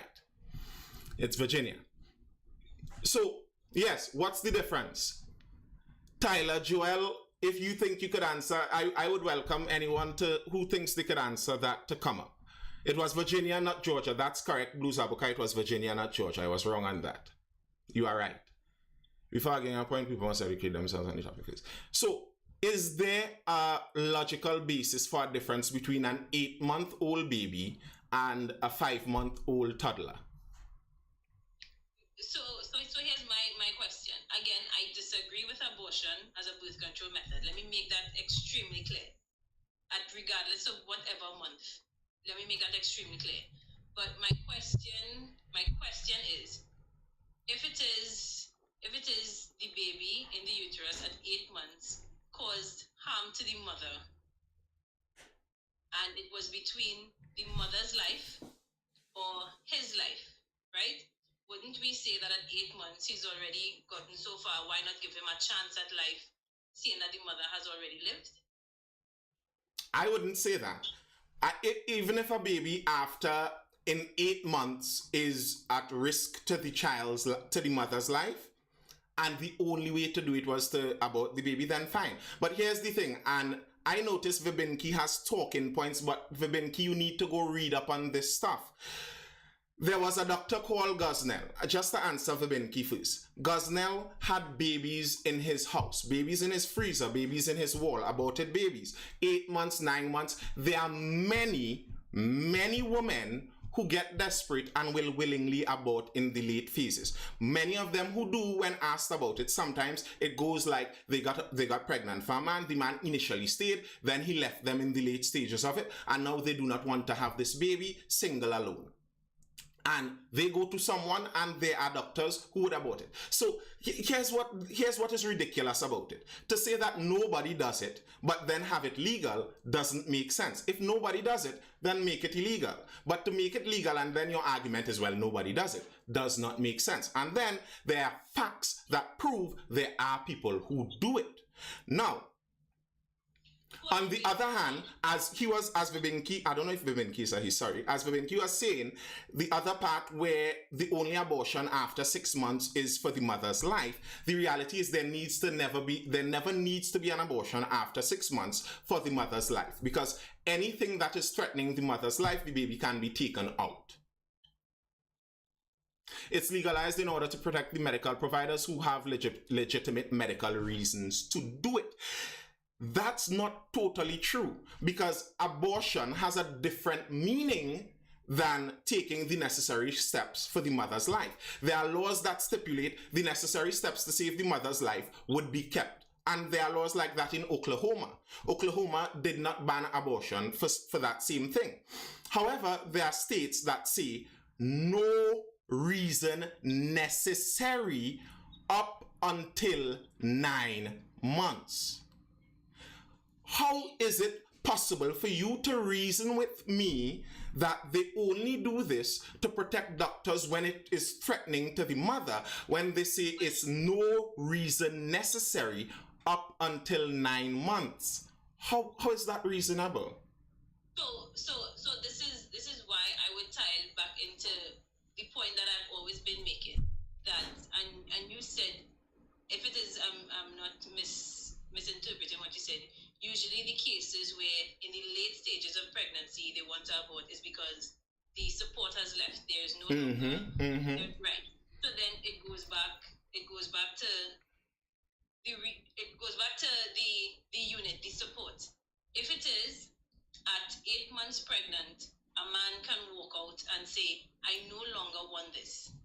Should a woman not have that option as well? Because if it is, I am doing this with the idea, with the intention of having a support system, certain things in place, etc., and then you come to say, well, you had to do it all by yourself, and I don't want to do it all by myself. Shouldn't I mean, if it is, there's nothing making him stay, why is there something making me stay? All right. 2 answers to that. The first part is, personally, I believe, and the law is like that the man cannot walk out. He would always be financially on the hook legally. That's what I believe it should be, and in most places the law agrees. That's 1. 2, when you're arguing this, that's why I keep reverting it to the other side of the argument. You are arguing this like the baby isn't alive. What is the difference that... Wait. If the baby is a living human being, what is the difference in that same argument with a 3-year-old child? If a single mother has a 3-year-old child and the father walks out on her, should she be able to euthanize her 3-year-old child? Well, hold on. But at 3 years old, the mother is able to now seek, I guess, redress, if that is the correct word to do. But that is also a long thing about going through the court system and getting all these other things. You see, hold on. I think this is one of the things that I think we both agree on it. The point is not just getting across here. If it is we agreeing that life begins at conception, right? That means you start calling yourself a father from the moment you find out you're pregnant. Your wife is pregnant. Correct. I start calling myself a mother from the minute I find out I am pregnant. Correct. Right? So then, if it is from all then, we are saying that this is a human, a baby, and should be given all the things that we as humans need to survive to live, right? If it is, I want to use the word mandated just to bring it back in. If it is, I am mandated to do all these things, why isn't there a mandate for the man as well? There This is. not just my child. There is. When he's out, when the baby is still in uterus, in my womb. To be honest, I don't. To be honest, I don't know the law on that. But if you're asking me if I would listen, you don't understand where I stand. I am one of those. I believe the man shouldn't get the woman pregnant if he isn't married to her. That's where I stand. So obviously, I stand. If the woman is pregnant, I find she should be able to take him to court, prove he's the father, and he has to pay from then. That's my belief, because I do believe that is a child. And I don't understand, what I do not understand is if we agree this is a child. That's why I say, to me, that's the only argument. The only argument. Vibinki is going all around the place. I'd like Vibinki to enter. You could ask Rhea, we could disagree, and I am not insultive or anything like that. You could enter and we'll discuss it. Because I think He told me about my mother the other day. the only discussion here to me, the only discussion here to me is whether this is indeed a live human baby. If it is a live human, just now, if it is a live human baby, anything you're talking about, think of it as a 2-year-old child. And what I don't understand is people go back to the fact that the child needs to depend on somebody. Children need to depend on someone sometime till they're 25. So why isn't the 12-week standard acceptable? Blue Zabuka asks. Blue Zabuka, if I were to hold a standard for it, it would have to be 12 weeks. To me, it would have to be. But even before the 12 weeks, I still think logically, if we're using a reasonable logical standard, we have to maintain that before the 12 weeks, it's a human life too. Here's the problem we come with. How do we legally define human life? If not from the point of conception. If we do not legally define human life at the point of conception, when does a human life start? We would have to get a scientifically sure method to prove that. And viability cannot stand because many humans outside the womb may not be viable of certain machinery. Their independence doesn't stand because a human outside the womb isn't independent either. We need a definition of when human life starts. That is clear. Blue Zabuka says it depends on what type of society you are living in. If you are a largely secular society, the definite the fetus are living. Which is why I would like us to all hold hands whilst we go back to the initial point that vasectomies should be mandatory until you are, and will only be reversed when it is you are mentally, emotionally, financially, all the ollies stable to have a baby. Because if it is, we are talking about stopping the birth itself, the conception itself at the source. You see that man, small contribution, it is the only contribution because lesbians currently don't have this problem. Here's the thing. I semi-agree with you. But who is the person to say that? I semi-agree. I don't think. And here where you agree, and I agree with you, but here where you disagree, and I agree with your disagreement, but I agree with what I am saying.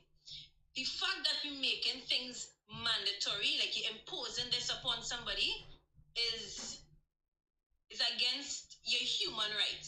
But then that is what you're doing for the woman, even when it is you put forward the argument that this is an actual human being. Because that, and I draw it back.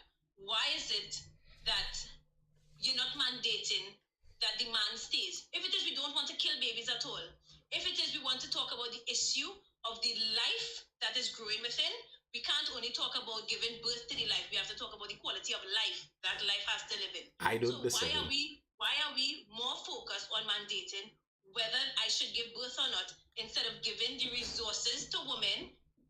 I don't like how you phrase that. And this is my problem. This is part of my problem. Finish. Have to go through pregnancy alone, or even if it is they don't have the physical person there, the resources that's supposed to be available to her has to be made available to her. All right. I do not disagree with the support, as I keep saying constantly. Mandating the wrong thing. I agree. Mandating man. Pause. Let me say what I'm saying on that. No one is mandating a woman gives birth. The feminist and pro-abortion movement dishonestly code that. No one is mandating you give birth. The mandate would have to, the strange thing that happens is the abortion. Your body doesn't naturally do that. That's the thing that you do to your body. You do the abortion to yourself. No one has to mandate the pregnancy. The pregnancy is what happens naturally. It's like you plant a seed in the ground. No one has to mandate you grow a tree. The tree grows naturally. So it's like this. You go out there and you plant the tree, and now we have laws that say you can't indiscriminately cut down trees. So you have the choice to not plant the tree. You do not have the choice to cut the tree just now. And let's just say that it requires 2 people to plant a tree. So what does miscarriage not? Miscarriage isn't the same thing as abortion in that way. We're not talking about a miscarriage. We're talking about abortions that doctors perform on you.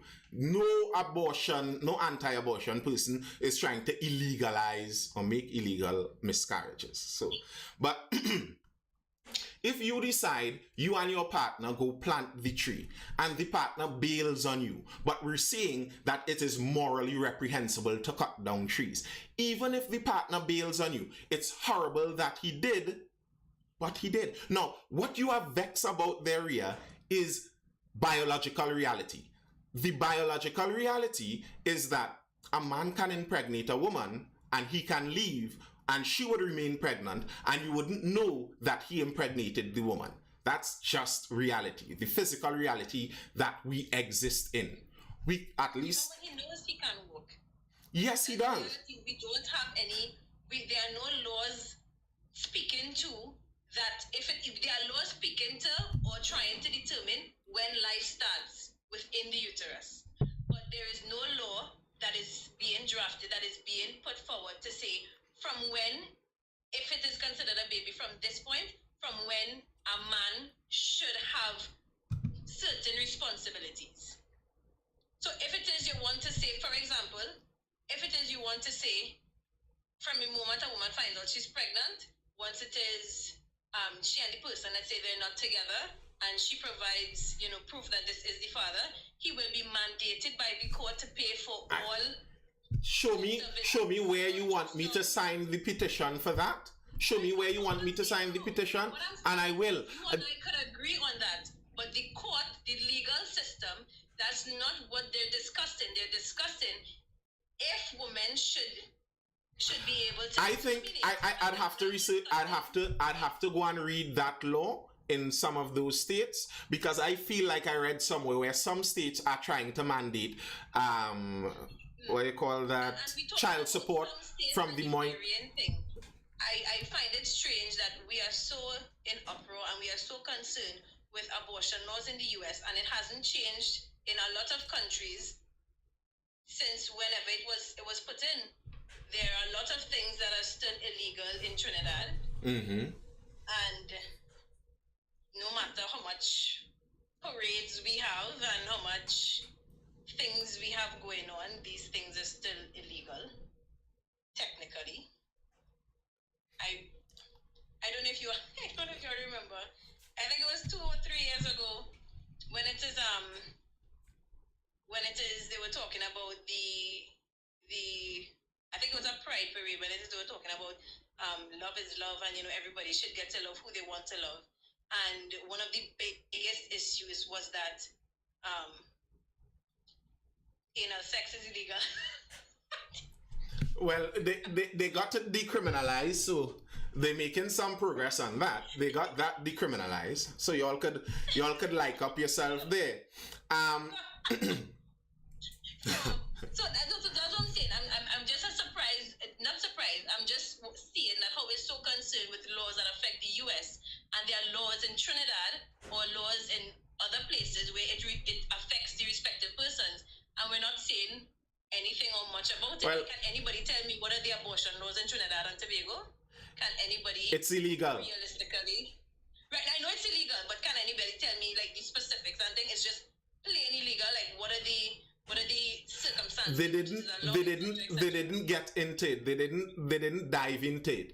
I suppose at some point in the future, when a politician wants to stir the pot, they might talk about it. But for Trini politicians, there's nearly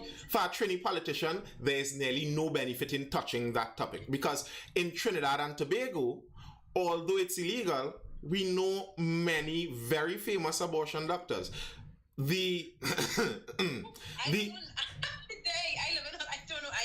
don't say we say the husband of a former prime minister.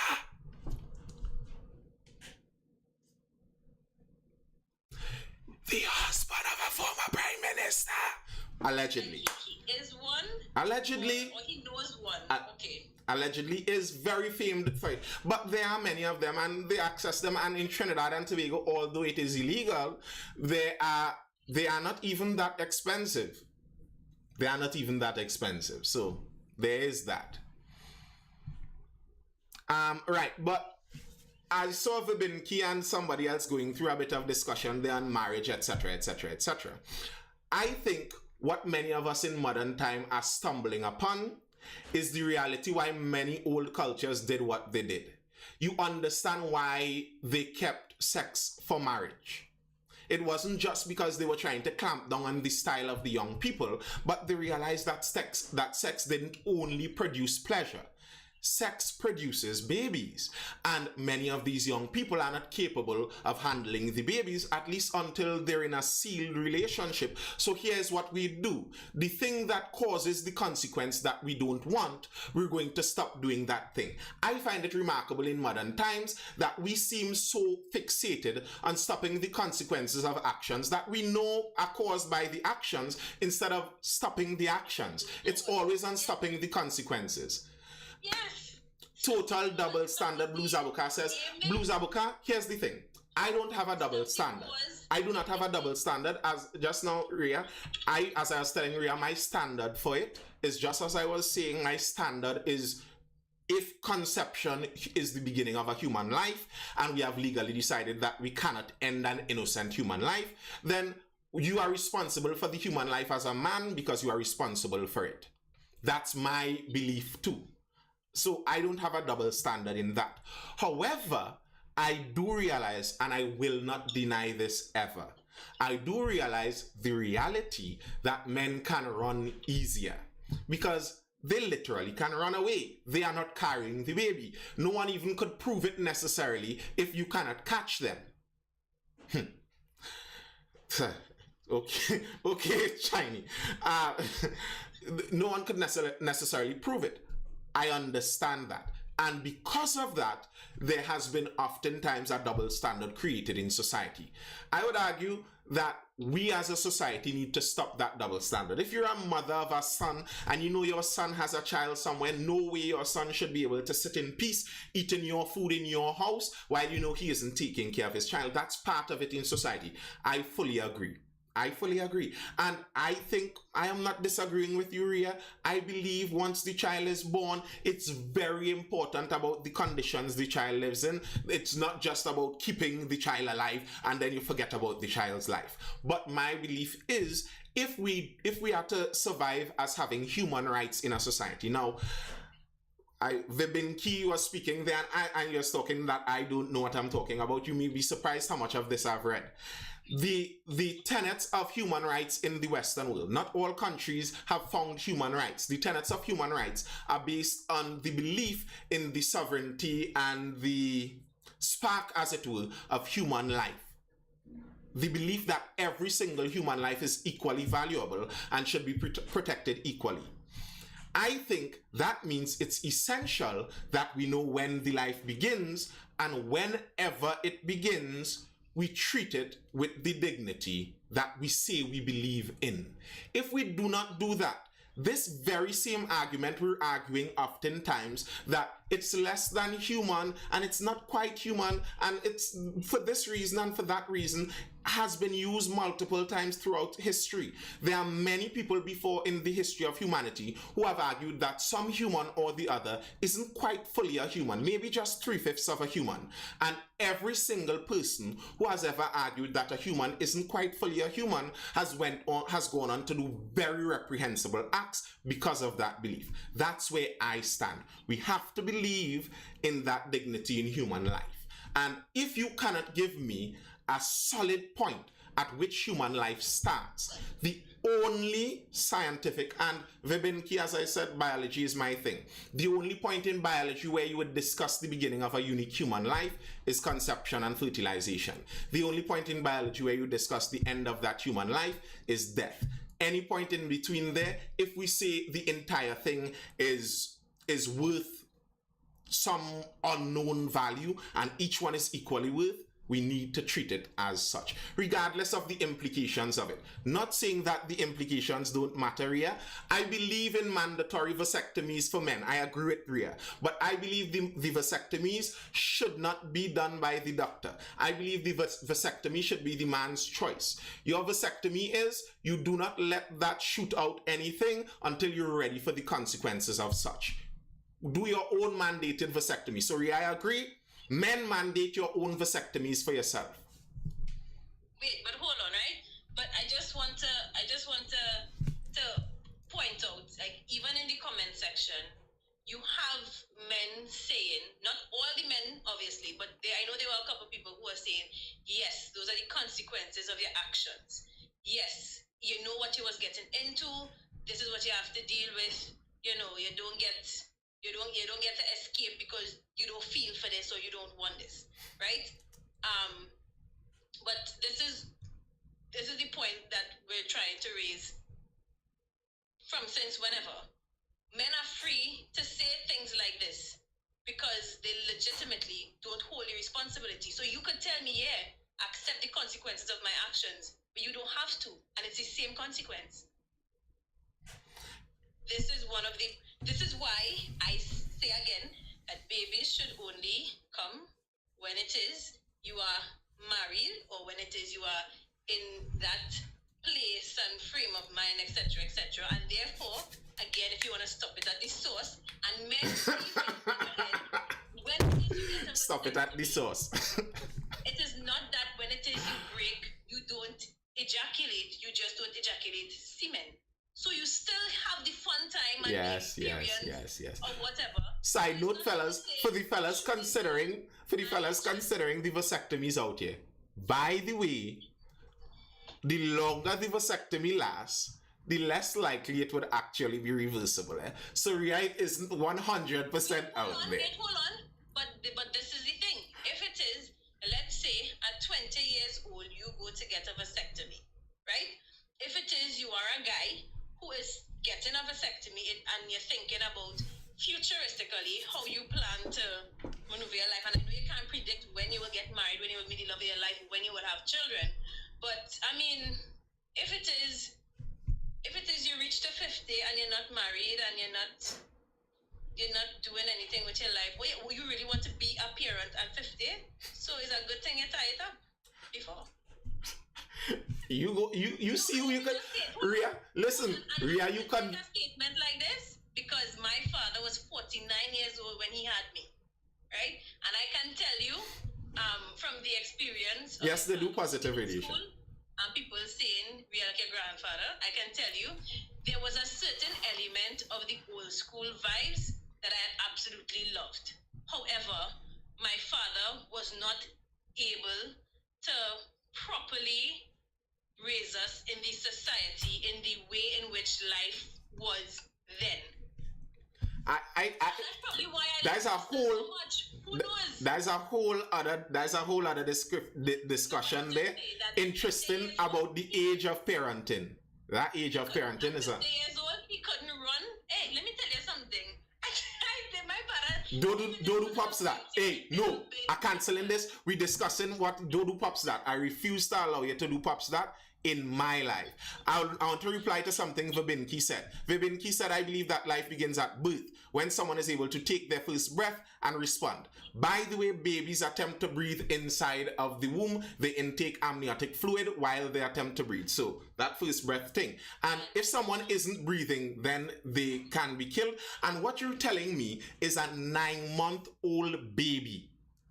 You are okay with that baby having their head snipped off. And if you say no one is going to do that, no one wants to do that, why would they care about it? Because it's not alive yet. According to you, the life only begins after it exits the birth canal. So if someone is able to reach in there and snip the neck of a 9-month-old baby, if I go up to a mother who is 9 months pregnant, she's on the way to the delivery room, and I am somehow able to get into her womb, or I punch her somehow and I kill that child, are you telling me that's just common assault? No, that is murder. And I'd just like to point out that children do feel. That is the reason why when it is, the parent reads to them or sings or feed them probably like ice cream or something, they reacted. They are very much... Vibinki, you're annoying me, Vibinki. I know you understand the context I'm saying that. The reason you're annoying me, Vibinki, because the text, you should have jumped in the live in the earlies and let's actually have the discussion. Because you're hanging around for the discussion, but you're not doing the max justice to your discussion. You're saying I'm saying everything on hypothetical. While I just said my standard is biology, you agreed that my standard is biology, and you said your standard is sociology. Sociology literally deals in the hypothetical. What I am speaking about is the factual. It's a hypothetical situation. It's a hypothetical situation created on the grounds of your morality to see if your morality is able to withstand the challenges of the world. And if it is not able to withstand the challenges of the world, then your morality is not logically sound. And you could say that I'm being relativist in that if you want, but you are not able to hold it up to the morality, to the reality of the world. If someone punches a 9-month pregnant woman and kills that child, we will call it kill that child. We will say you killed that child. We wouldn't say that you just assaulted the mother. You killed the child. And what is the scientific basis for labeling life at birth? What other characteristic, what other creature we label beginning of their life at birth? There's no other creature we do that with. So it's not a sound reasoning. So then how is... And I know you all are very much arguing where does life start as a point, but I would also just like to bring in, as you were talking about like social issues surrounding it, I would also like to bring up the fact that a lot of babies are born and they are put in the foster care system, which is overwhelmed, and they have no idea how to properly handle that. Here's the reality with that, Rhea, as you go on with that. Do you know that the the adoption side is oversubscribed? Nearly everywhere in the Western world, there are people waiting on babies to adopt. The highest demand is for newborn adoptions. There's always a demand for it. So the problem isn't in getting the demand for people to take care of the babies. The problem is getting the system to work efficiently. So I don't find it reasonable for the system to not give people who want to adopt a baby, they're refusing to give them it, and then telling people that we have too many babies, you need to kill yours. That isn't logically sound either to me. And as Kervon said, yes, listen, if you go watch an abortion procedure done, there's no doubt about what this thing is to me. There's no doubt. And I will never say I don't understand the emotional and sociological reasons why. I totally do. It's like, the reasoning I put to that is if someone harms you or harms a loved one of yours, and then you go out and find them somewhere else and you murder them, you have good reason for killing them, but you still killed a human being. So similarly, I could understand very well why some people may have very good reasons for it. But I think even if you're trying to describe your reason as positive and viable, you need to first admit that it's a human life you're ending. Now, Vibinki, I know you are not familiar with the documents generally in the pro-choice movement. I would urge you to go read Naomi Wolf, one of the preeminent feminists. Go read her essay on abortion from 1995. She was making the point. She's pro-choice, by the way, a feminist lady, Naomi Wolf. If you're into feminism, you'd know her name. She was making the point since 1995 that by moving dishonestly about the reality of where life begins, they are going to lose the abortion argument. Her argument was, yes, it's a life, but regardless of whether it's a life or not, the value of the mother's freedom is worth taking the life. Now, that's quite a debate to have. You could have that debate if you want, but I consider that still more honest than trying to say human life begins when a baby comes out the womb. Like if the baby didn't exist right behind a layer of skin half hour before. That isn't a logically sound argument to me. Kevon says, I don't have what it takes to watch it, but suffice to say their limbs are torn apart and their brain is crushed. And they fight it. Some babies literally fight the equipment that is trying to pull them apart, trying to move away from the equipment that is, you know what? That's about enough for tonight, folks. Hold on, I have a question. Go ahead. So we are saying that we understand abortion in certain circumstances where there are deformities and whatnot, right? And so my question is, for a child that is Down syndrome, for example, and you can pick it up on an anomaly scan. Murder. Because here's the thing to me. So even if you consider that the quality of life may not be that great, so then still not. Here's the thing, Ria. I understand, but I'm going to say why I would consider that still murder. If you are saying that the quality of life of someone with Down syndrome is enough that you should end their life at 3 months, why shouldn't you end their life at 3 years? What is the logical reason for not ending their life at 3 years? By the way, but just now, before you say that too, the test to determine Down syndrome in the womb, in utero, is wrong. Is it 25% of the time or something like that? So bear that in mind too. So here's my question, right? So if it is, there is a baby who is having seizures in the uterus, and the doctor tells you chances of that child being born having the same seizures, and having a problematic life is still there. Is it one to do? Because that child could live to 3 years as well with seizures. That's what I'm saying. How do we determine which quality of life is worth saving? We don't. That's how we determine it. But I'm saying, but we have discussed here that in some instances where it's detrimental or where it's of danger to the baby or the mother, you can understand termination then.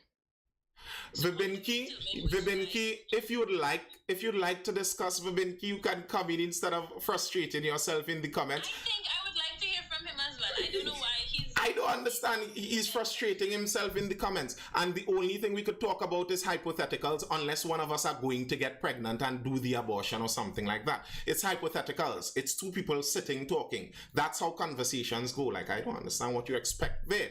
But I don't think that abortion is okay if the child is deformed. I don't think so. We aren't debating, Ria.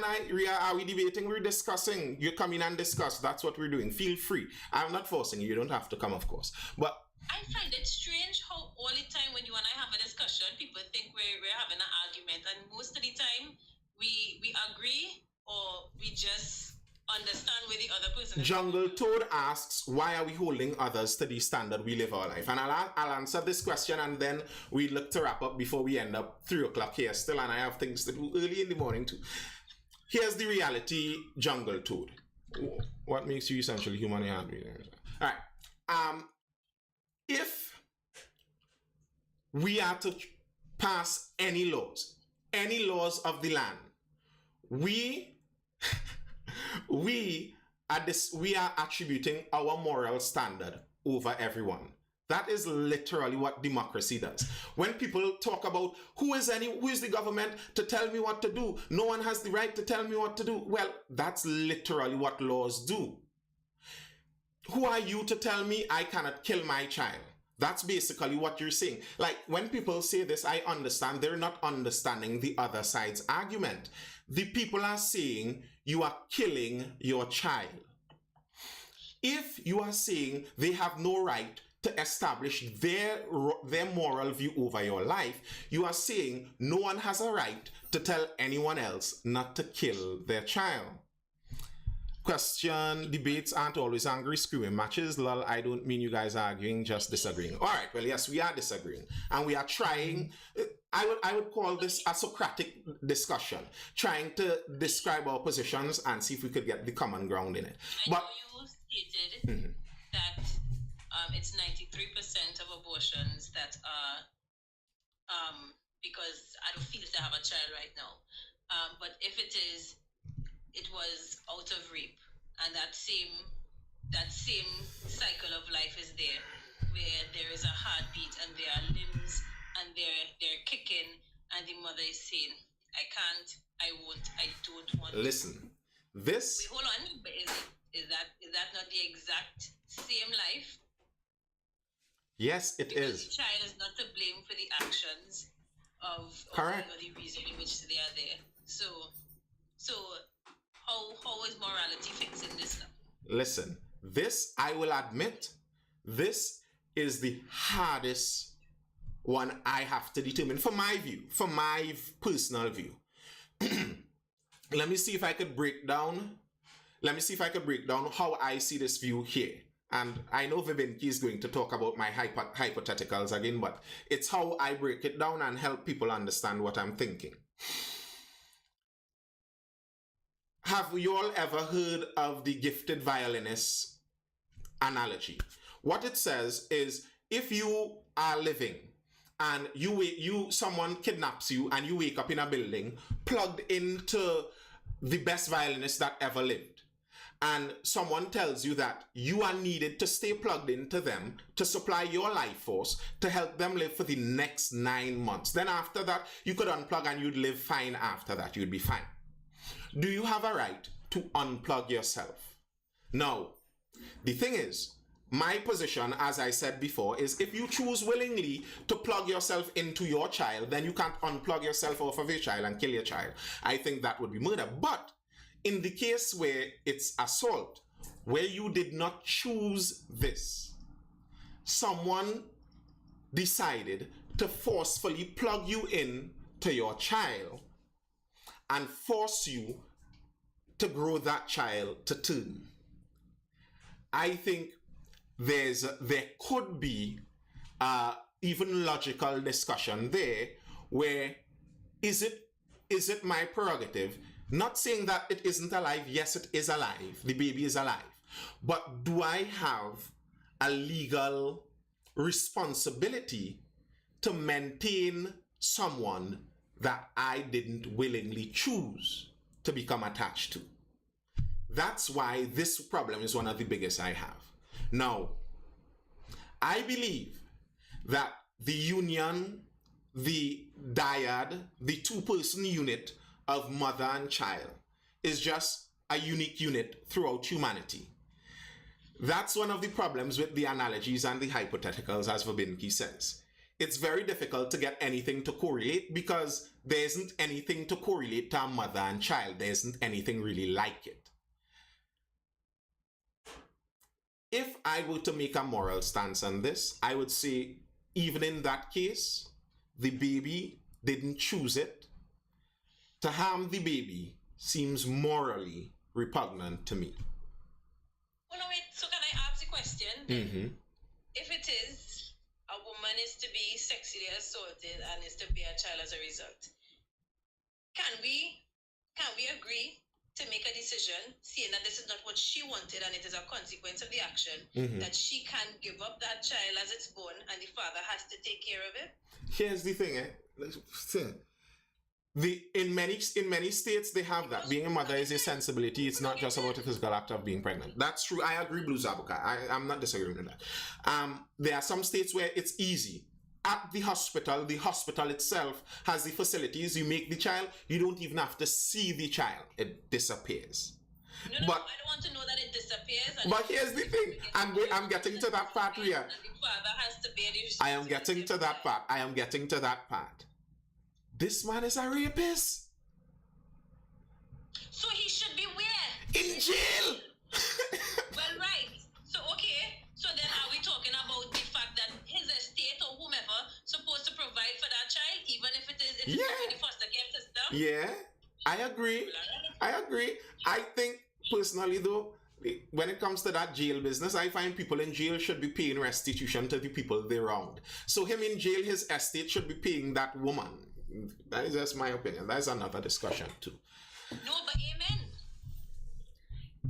Emile Ford, a lot of people seem to forget that eugenics background started. Right. Just by the way too, as some people might forget, eugenics started as abortion. Another part of this abortion that I don't like, before I go, I said that already so many times, before I go, another part of it is that so much of the abortion discussion sounds like eugenics to me. That these poor mothers, and they are going to grow up this child in these poor situations. Like, you don't understand what you're saying. You're basically saying that a poor life shouldn't be brought into the world. I find that not to be a good debate. That isn't a good point. That poor life shouldn't be brought. And it always weirds me out when I hear modern people living in the Nathan, where you going? Wow, Nisi, you're looking to kidnap me here.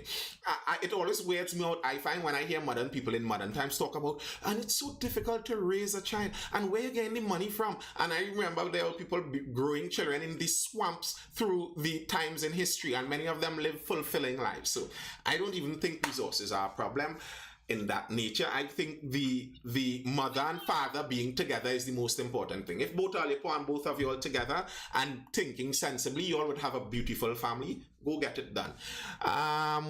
Nisi says, Blue Zabuka says, they are in the world in foster care and orphanages.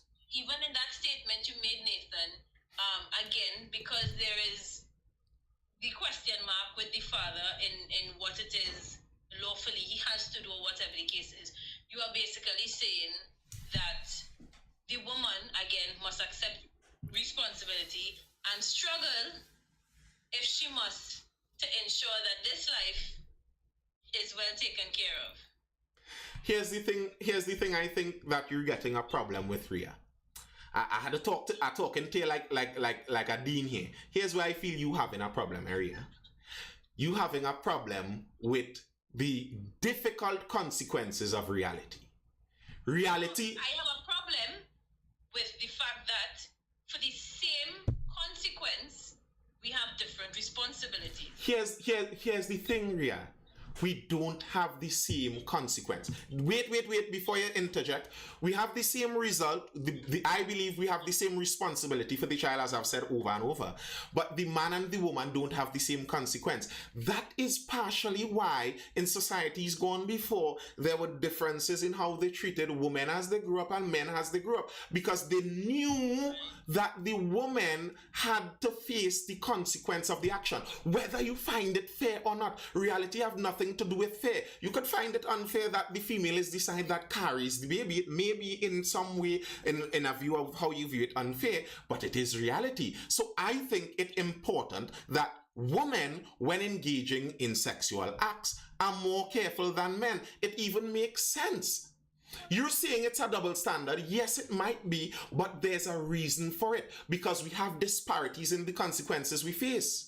So obviously you wouldn't want to face that consequence without a man. So you should never let any waste man get a chance to possibly end you up with that consequence. That should be primarily on your mind. Now, do not take this to say me saying that men shouldn't do likewise. I believe men shouldn't do likewise. I don't know how many of you saw the man who his baby mother want him to buy McDonald's for all the other children and all that bacchanal nonsense.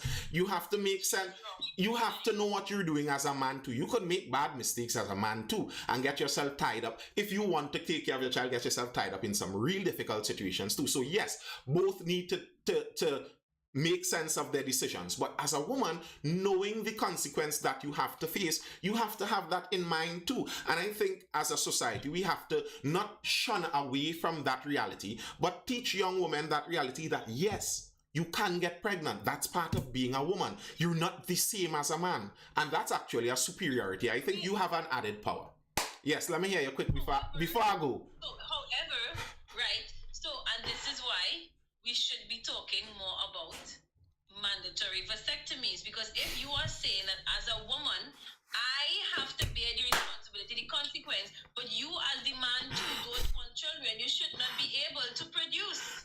Ria, that is what I keep telling you, Ria, what I keep telling you is you have a problem with the difficulties and the disparities and the unfairness of the consequences of reality. And what you are trying, wait, Ria.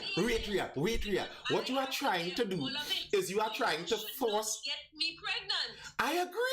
I agree he should not. I'm not disagreeing with that. But you need to understand that the reality of the biological situation is that you are the one who can. Now, I find that society should instill mandatory vasectomies. I told you this.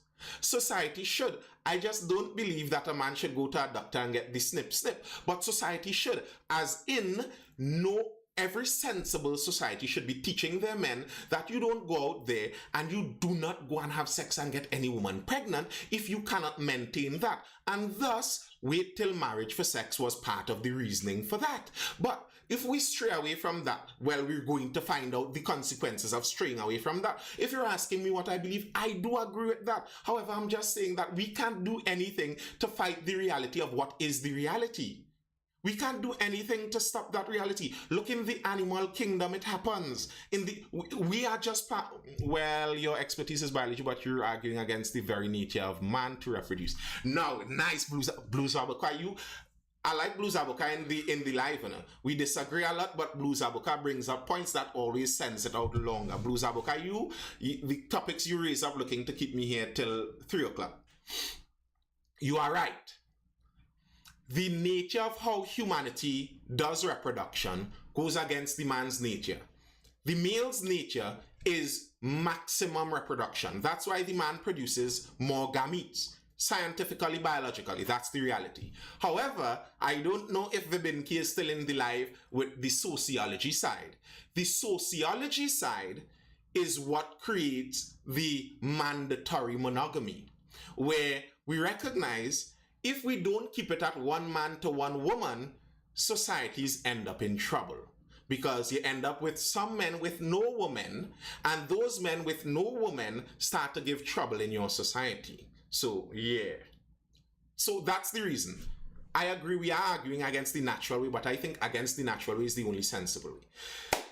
Anyway, we have to done now. We have to done now, otherwise we wouldn't done anyway. We wouldn't finish anyway. Oh gosh. Wait, hold on. Just let me point out, I don't like the Terrence Banfield thing about women close your legs. Exactly, I know when I tell you. I don't like that. We've had a lengthy discussion. I don't like that. Explaining certain things, and you still throw it. Women close your legs. That is what absolutely triggers me.